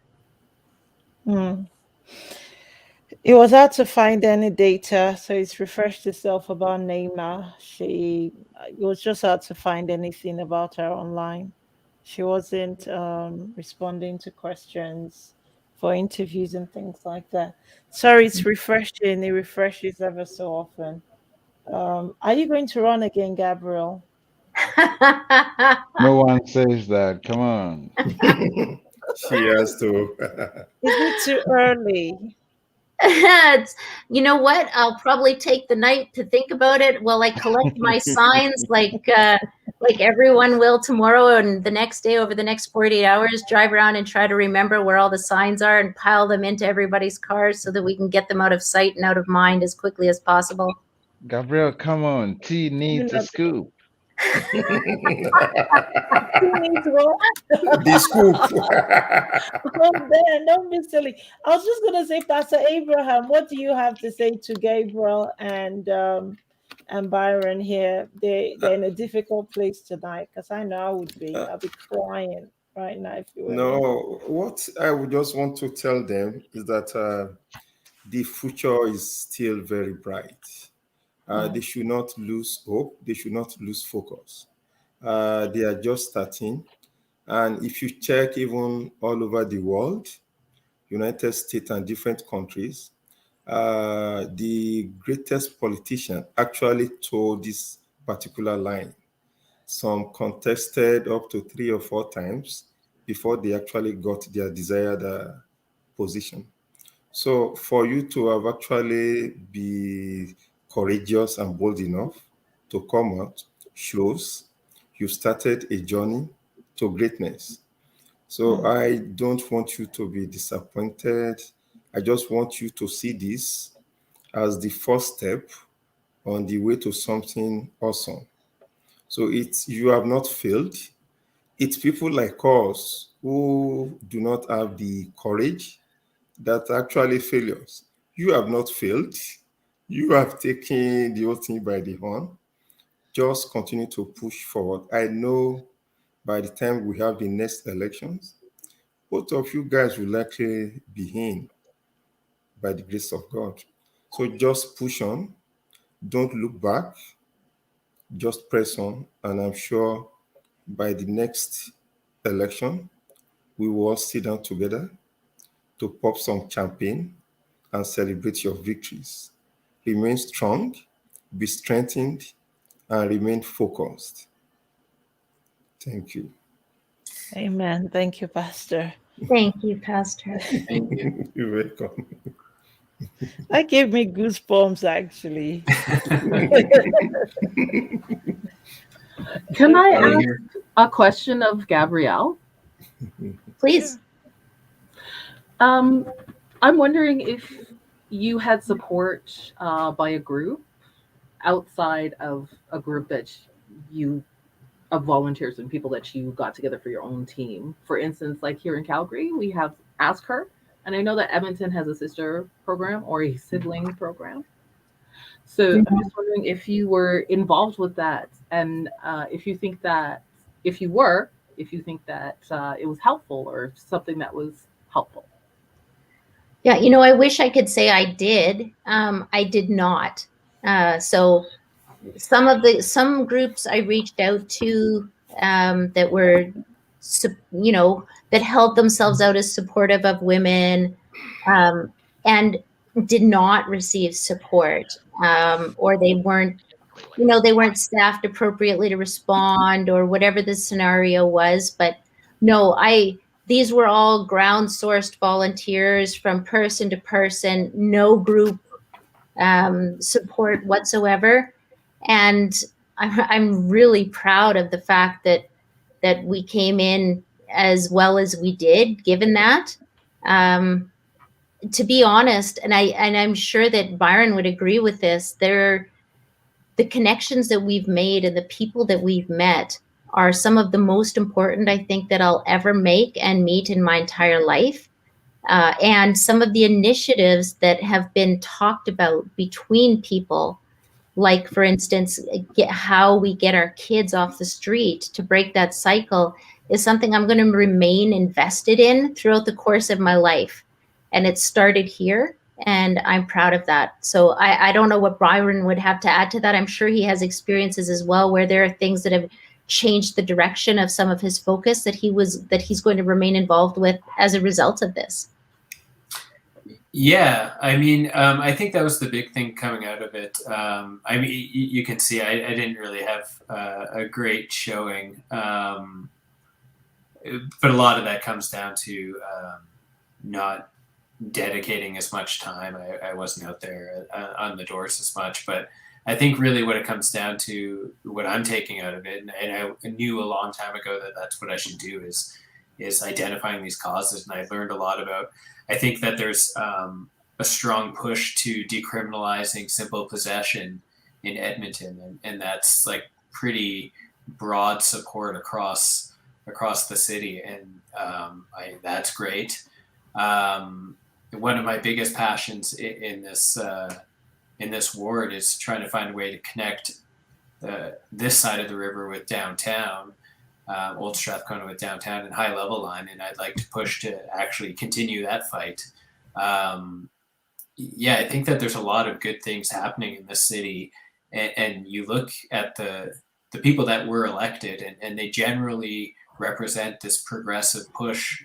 So, you know, it hurts to not win, but I look at the council and I'm like, I'm happy with the council that we've got. We've got a very progressive council, meet with a lot of people that are really doing a lot of important things in the city, and they're passionate about the city. And, you know, it's hard to not be excited about the direction we're going after an election like this. We really strongly rejected the populist push that we were getting from Mike Nickel and that camp. And I, like, how can you not be happy with that? So, but yeah, I agree with Giselle.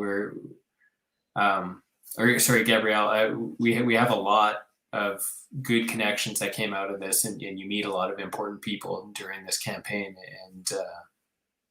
and I'm looking forward to it. And all the candidates in my ward that I met were all incredibly passionate people, and I'll keep those connections moving forward. So yeah, there's so many good things to come out of this, regardless of what the result was.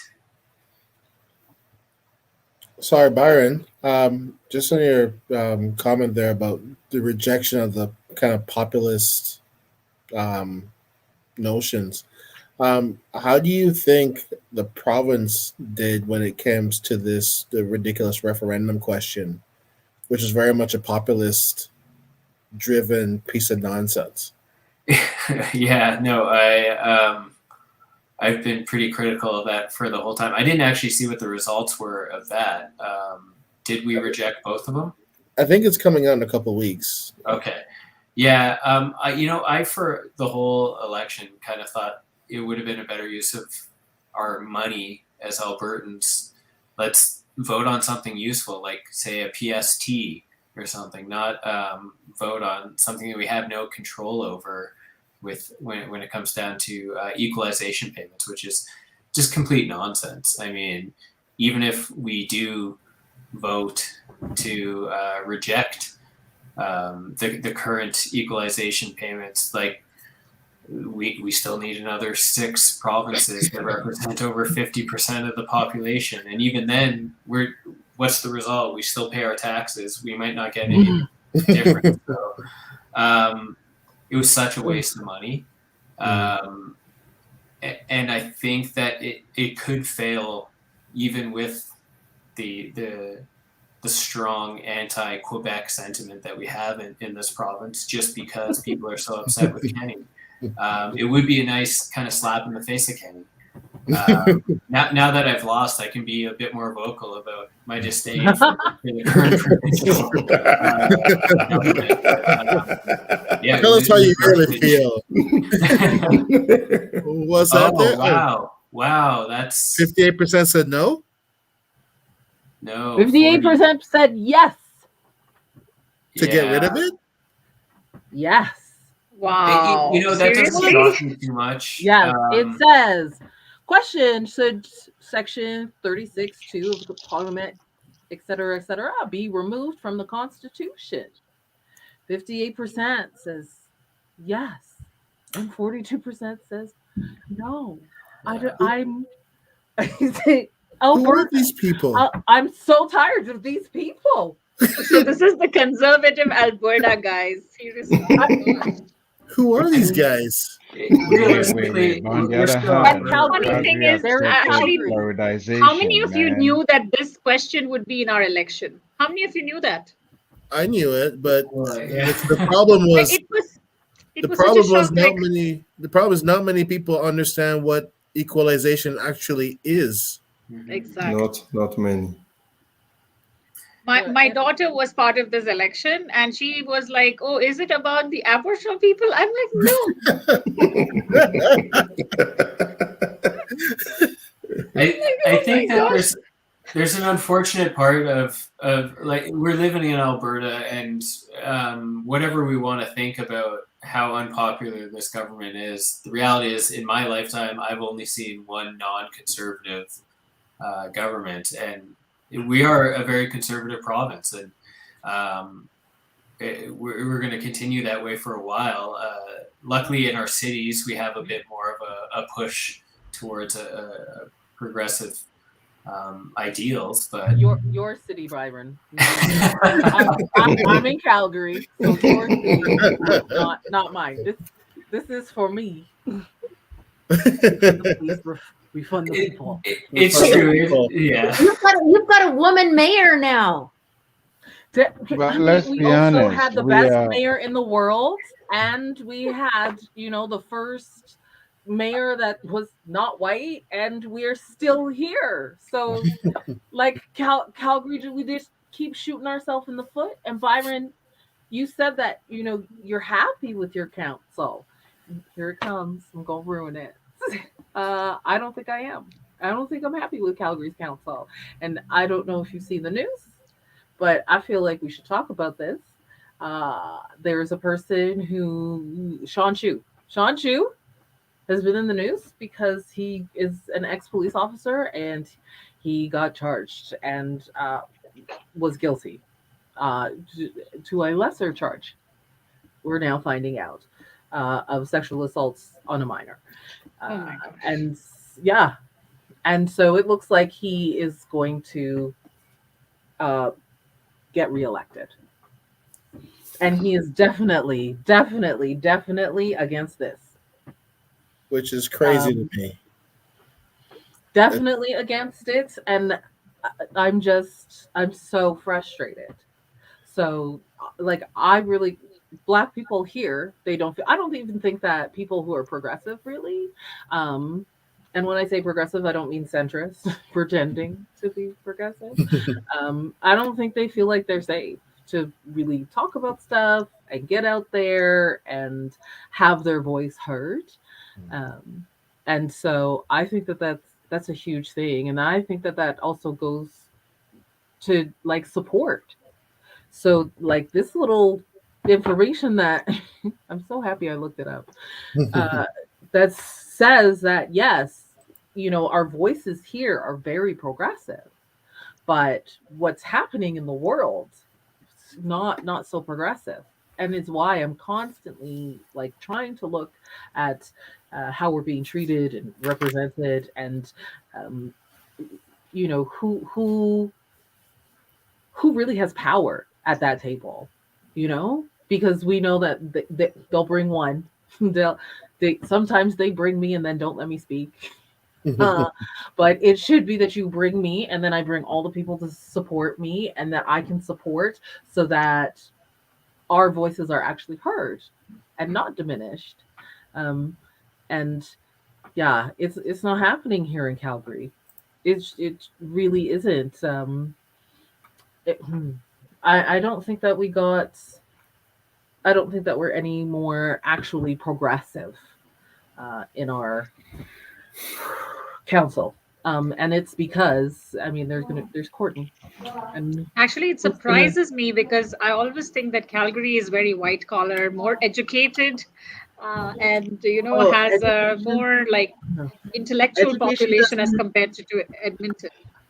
quite frankly, education, in my personal opinion, means that you will continue to perpetuate any oppression because you want to maintain your comfort. That's what I think. It's the truth because we're seeing it. It keeps happening.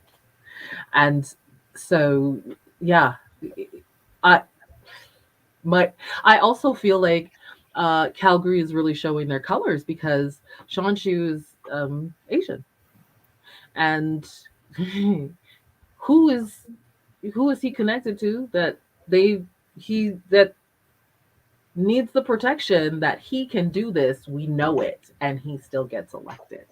Like, who is supporting that person? Because if we can't get great people elected, like these people that you were talking about, Beatrice, for instance, or Shamar, like you said, who are great people, if we can't get them elected, how is it that we're getting predators elected? And continuously, because he's been in council for a while. So, and isn't that is that what we said earlier? That's also a failure on the part of media. It's a failure on media, but like media is now making an example of a racialized person. Yeah. I think that we also need to talk about that because they didn't find out on Friday. That woman has been fighting 9 years. She's been fighting 9 years. And so why did they say that? I don't know, July or August or something. Who were the candidates who were his opponents? Who were his opponents? He did have some good pushback, quite frankly. A gentleman named DJ Kelly. It goes by Kelly. And so it was tight. And this is why I kept looking down because I was trying to find the results. And yeah, it's not official, but I'm not surprised. But I want to know who's going to stand with me doing this stuff. So we don't have that. And I know a lot of people are like, okay, you protest. I do all this stuff. I protest, I advocate, I organize, I educate, I do, and people won't know because it doesn't really matter. But we are having a heck of a time over here in Calgary trying to get people to understand that these are the people who are in power and they're impacting our lives all the time. I don't know if you know, but I was protesting about the police, about Dahlia Coffey. Dahlia Coffey was a young woman who was brutalized in police custody in their location, and she's no longer with us. And the officer has lots of bad behavior, well documented, and is still. They gave him 2 weeks house arrest and 2 weeks curfew, and he slammed her head in the ground. There's a video of it. It's all over the place. And so we're trying to get him arrested. We were protesting for 3 weeks, every day out front of the courthouse, very loud, very obnoxious. They weren't happy at all, and that is the point. And when you're protesting, you got to protest the people who have power. You don't go to a hospital. I hope people are hearing that because that's terrorism. Asking people who don't have anything to give you something and help you is terrorism. Anyways, so this is actually really shocking what you're telling us, Adora. It's really shocking because I'm not. I haven't even told you the best part. You've not been following the story, Mary. There's more. So there's more to the story. Sorry? So we were out there for 3 weeks making a lot of noise, and then they were basically attacking us, and they arrested 2 of my colleagues brutally, knee neck restraints, and one of my colleagues has a fractured cheek. from an off-duty sheriff. That just happened August 12th, 2021 in Calgary, Alberta, Canada. With me shooting in my outfit, recording. And so these are the things that are happening that the media is not talking about. Why I'm not happy with Sean Chu being reelected. That's not something that I'm happy about. And Greg, you didn't disappoint. I did not hold back. So it's unfortunate that there aren't more people having these conversations, and like we continuously are trying to get support. I will not stop. Folks who know me know that I will not stop. But this is not a win for Calgary at all, in my personal opinion. We had this information, even though it dropped on Friday. We could have done it before. And also, like I'm saying, let's think about that layer of throwing a racialized person right under the bus when you've been protecting them all of this time. So does anybody have any suggestions that, maybe Adora can do in her advocacy? Well, I'm going to pipe up as the centrist person here. I'm sorry, Adora. Don't be sorry. Just because I think it's really important to have this kind of conversation. I couldn't agree with you more about the fact that officers who do something wrong, and that is beyond that. I can't even put into words how wrong that is, that there is an insufficient method within the Police Act to prosecute and to investigate. Absolutely. I know that it's being changed, but I would love to see the voices of those who are impacted be part of that change. And I think that's really missing, is empowering those communities to make suggestions as to how that police act should change, so that we can have them as an ally and not an enemy, either in perception or otherwise. I also want to make it, I acted as executive director of the police commission for a while here in Edmonton. And the numbers of amazing police officers I know, I can't say enough good things about them, but I also know that systemic racism is a huge issue and changes have to be made. And that's one of the reasons that the Coalition for Canadian Police Reform was put together, was to make that a national policing college, a professional college where a third-party independent body could provide a lived experience curriculum by empowering those voices to train the people who are supposed to be your allies, who are supposed to be there to work with you and protect you, and try to make that systemic change. And it's part of the solution. It's not the entire solution by any stretch of the imagination. There's also that alignment of having the right person at the right place at the right time for the right reason, and having a centralized storage and sharing of information with a way more transparency. But yeah, those are all things that we need to consider while making sure that things like, bashing somebody's head into the pavement, which is never happens again. Broken nose, split lip, CPTSD, and quite frankly, Gabrielle, the police are only here, they could not be our allies. They only exist to kill us. So I don't know how that person is going to turn her into an ally. It can't happen. But even more so, like, I go to those meetings that you're saying that we should have representation at. I'm gatekept, quite frankly. They make sure that I don't get there. And then when I do, you don't hear me. And I'll tell you what, I'm born in Calgary and the police have brutalized me. Yes, they have. And nobody does anything. No one does anything. And I'm doing all those things that you suggested. I go to every police commission meeting. I have been. So this is not about representation. They don't want to hear us. In Calgary, we are the only policing that said that they would defund themselves.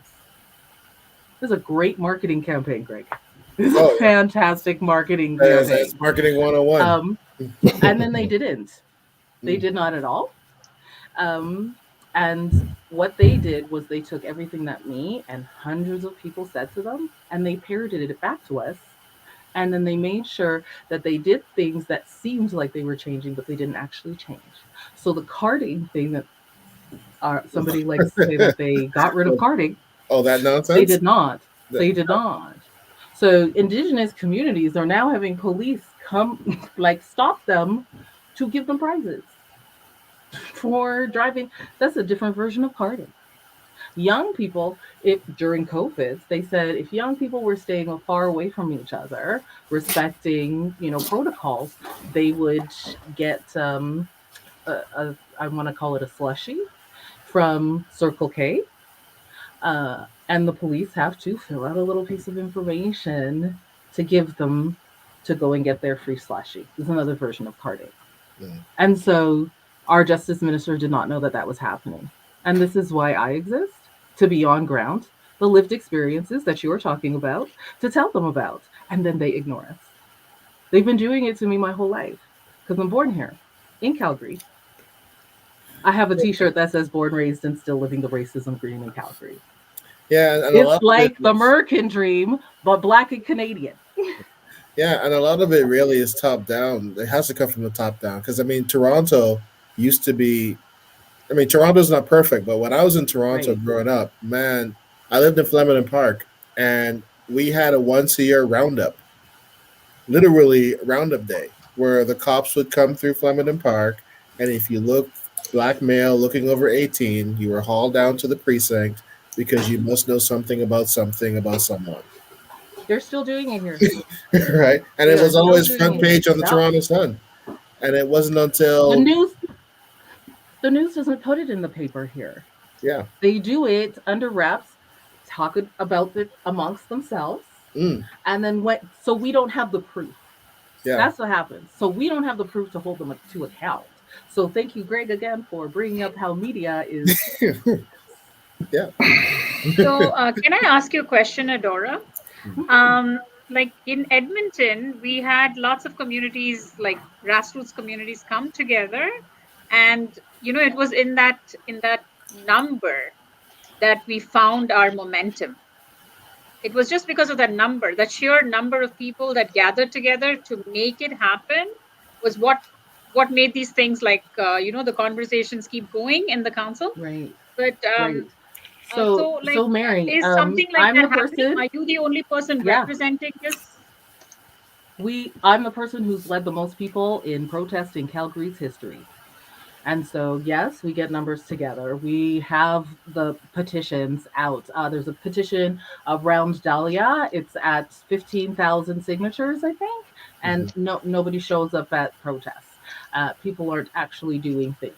It is a lot of nice chit chat and then doing nothing. But also, we did create a coalition with many organizations called Defund to Fund. And that's how we got our city council to say, yes, we are going to defund the police. And then they didn't. And Mary, here in Edmonton, it's a lot more, there's a little bit more sophistication to the way they do it here. So I don't know if Byron, if you remember when you were on Ladies Corner, I had thrown a question out to you in regards to systemic racism within the administration of Edmonton.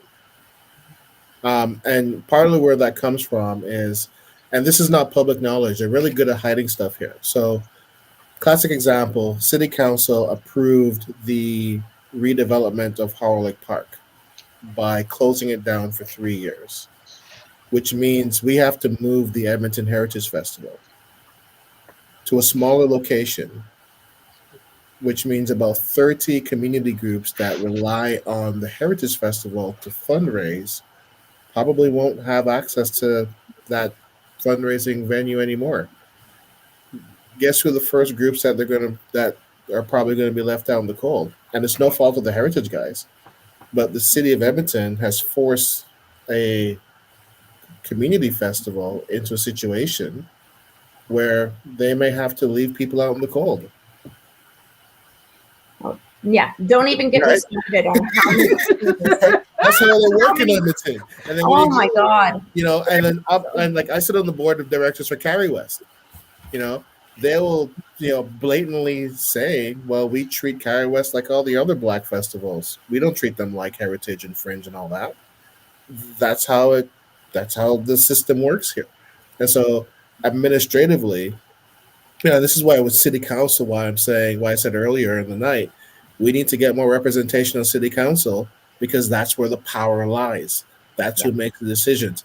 Amarjeet getting in is fantastic, but unless he can rein in city council and then rein in the city manager and rein in the administrative people, it's a long, long road to Yeah, move. Greg, I'm totally aware of this because I was one of the people who was fighting that anti-racism thing with the council, and you might have heard a lot of my, uh, speeches at the council meetings. So, like, we fought for about 3 years to make that anti-racism council come into existence. And I remember one of the administrative people come up to me and say, "Mary, this is not going to go up after the the break." I said, "I will make sure it goes up. I will make sure it goes up, and if it doesn't, then that will be my last time I come here." You know, it was so hard to literally to fight with administration, literally to fight with administration to get them to bring it up again. Yeah. It's crazy the way they do things. And that was the time when Linda was the lead there, and she's no more there. And I'm actually very happy about that because she was one of the biggest barriers to any change happening there. So I'm really grateful for the new person who's come up there. I don't know whether he's more effective, but I see that the council, the Anti-Racism Council, is doing some good work. And I hope that there are not other people putting barriers to the work they're doing. There's lots of people putting up barriers. You know, for example, if you speak to Franklin at Diversity Magazine about Afri Carnival, he'll tell you the story of how it came to be. Like he approached civic events, who was supposed to be helping us put on events in the city, and they pretty much told him to go kick rocks. They ignored him. And the only way he could get his event off the ground is he had to go camp out at the mayor's door. Wow. Right? To get any kind of, action going. Like, that's the kind of stuff that they do in Edmonton, in the administrative side of things, systemically. Yeah, I'm totally aware of many of those things. And one of my friends used to be inside the council, and she faced a lot of inside the city administration, the multicultural relations office. She faced a lot of harassment there too. And there is a lot of stuff going on inside. And so when we were campaigning for the Anti-Racism Council, we had spoken to them about, why don't you make the city administration to be one of the best organizations where there is absolutely no harassment? Then you can use that as, this is our example for every other corporate to follow. But it doesn't work. It's not that easy. We can make these suggestions. We have a long road to go, and all of us need to keep talking, keep this in the dialogue of the communities, and not tire of saying these things again and again and again till things get done. And that's what I believe. Till I die, I will keep speaking about this, and I'm sure that most of you will do too. Our time is up for today, and we're very close to midnight. I'm so grateful to each one of you who brought your piece to the table. And thank you, Byron and Gabrielle, for running a very, very good race. It was a pleasure, actually, to have you. Very good job. Very good job. Thank you, everybody, so for joining us. Do you want to do you have any famous last words? Gabrielle, you can go first if you want. My famous last words. It was amazing, and I love every person I met. I wish I could keep them forever. I'm so proud of every single person in Edmonton, and that means Byron too. I followed your stuff all the time. I think that we have an amazing city with amazing potential. We just have to keep pushing for what we need. Yeah, I'll echo what Gabrielle said there. We were full this race was full of a lot of great people, and I learned a lot. And I think that just this conversation as well is a great example of opportunity for us to learn. I mean, my normal world that I'm coming from, I don't always get exposed to these conversations, and I think that's always the first step to making significant change and difference. And I think that this taught me a lot about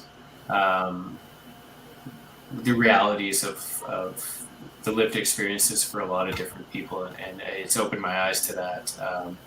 I think back to the policing issue is a big one for me, and I think if there's anyone in this city that doesn't feel safe calling the police, then that's obviously showing that there's a failure. You can't have an effective police service without that. So, but beyond that, I'm going to keep fighting. I have a list of organizations I'm going to join up with, and I'm looking forward to also having more time for my family. It's been a long year.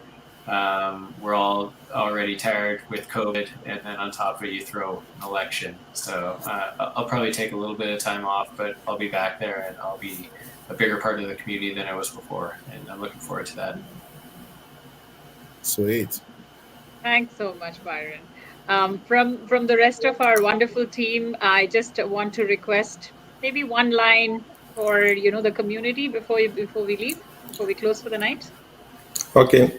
My own take is that for candidates who did not make it this time around, they should go ahead, enlarge the scope of their influence, and continue to make more connections. The world is waiting for them. Thank you so much, Pastor Kolawole. Yeah. Adora.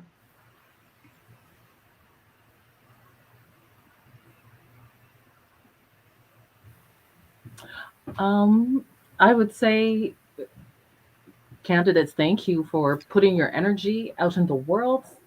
None of this is easy, and whether you did as well as you thought that you were going to or not, I really want to thank you. And to our community, like Byron said, we know it's a difficult time, and nobody's okay, and that's okay. And we are doing all of this hard work, so on the other side, we can enjoy ourselves. So keep pushing. Soon we will actually be okay and beyond. Thanks for your positive attitude, Adora. Yeah. It's been quite a journey for you. I can see, I heard a lot of things from you which shocked me. I hope the fight continues, and you can actually see some positive change in Calgary.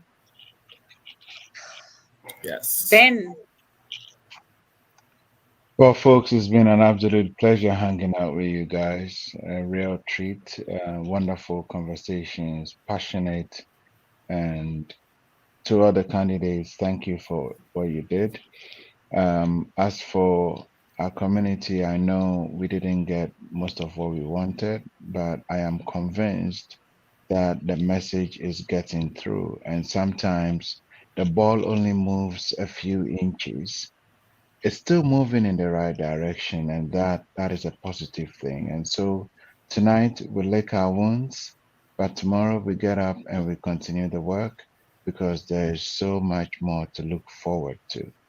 So thank you guys. Thank you for the work you do, and may good things happen to our city.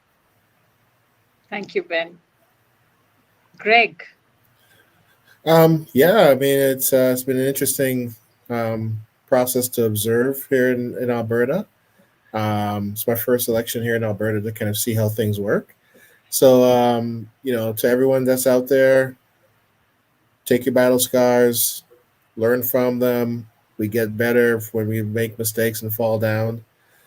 And, if you ran your most authentic self in your campaign, that's all we can hope for. And that your authentic self is meant to make our community better.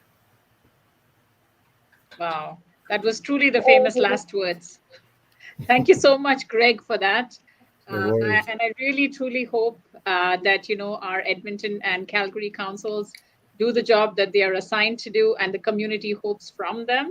And we all have a great new tomorrow. Thank you so much for your time. Thank you. And please follow every Black-owned business that there is. They're amazing. Awesome. Thank you. Cool. Awesome. Well, hey, good night, everybody. guys. Good night.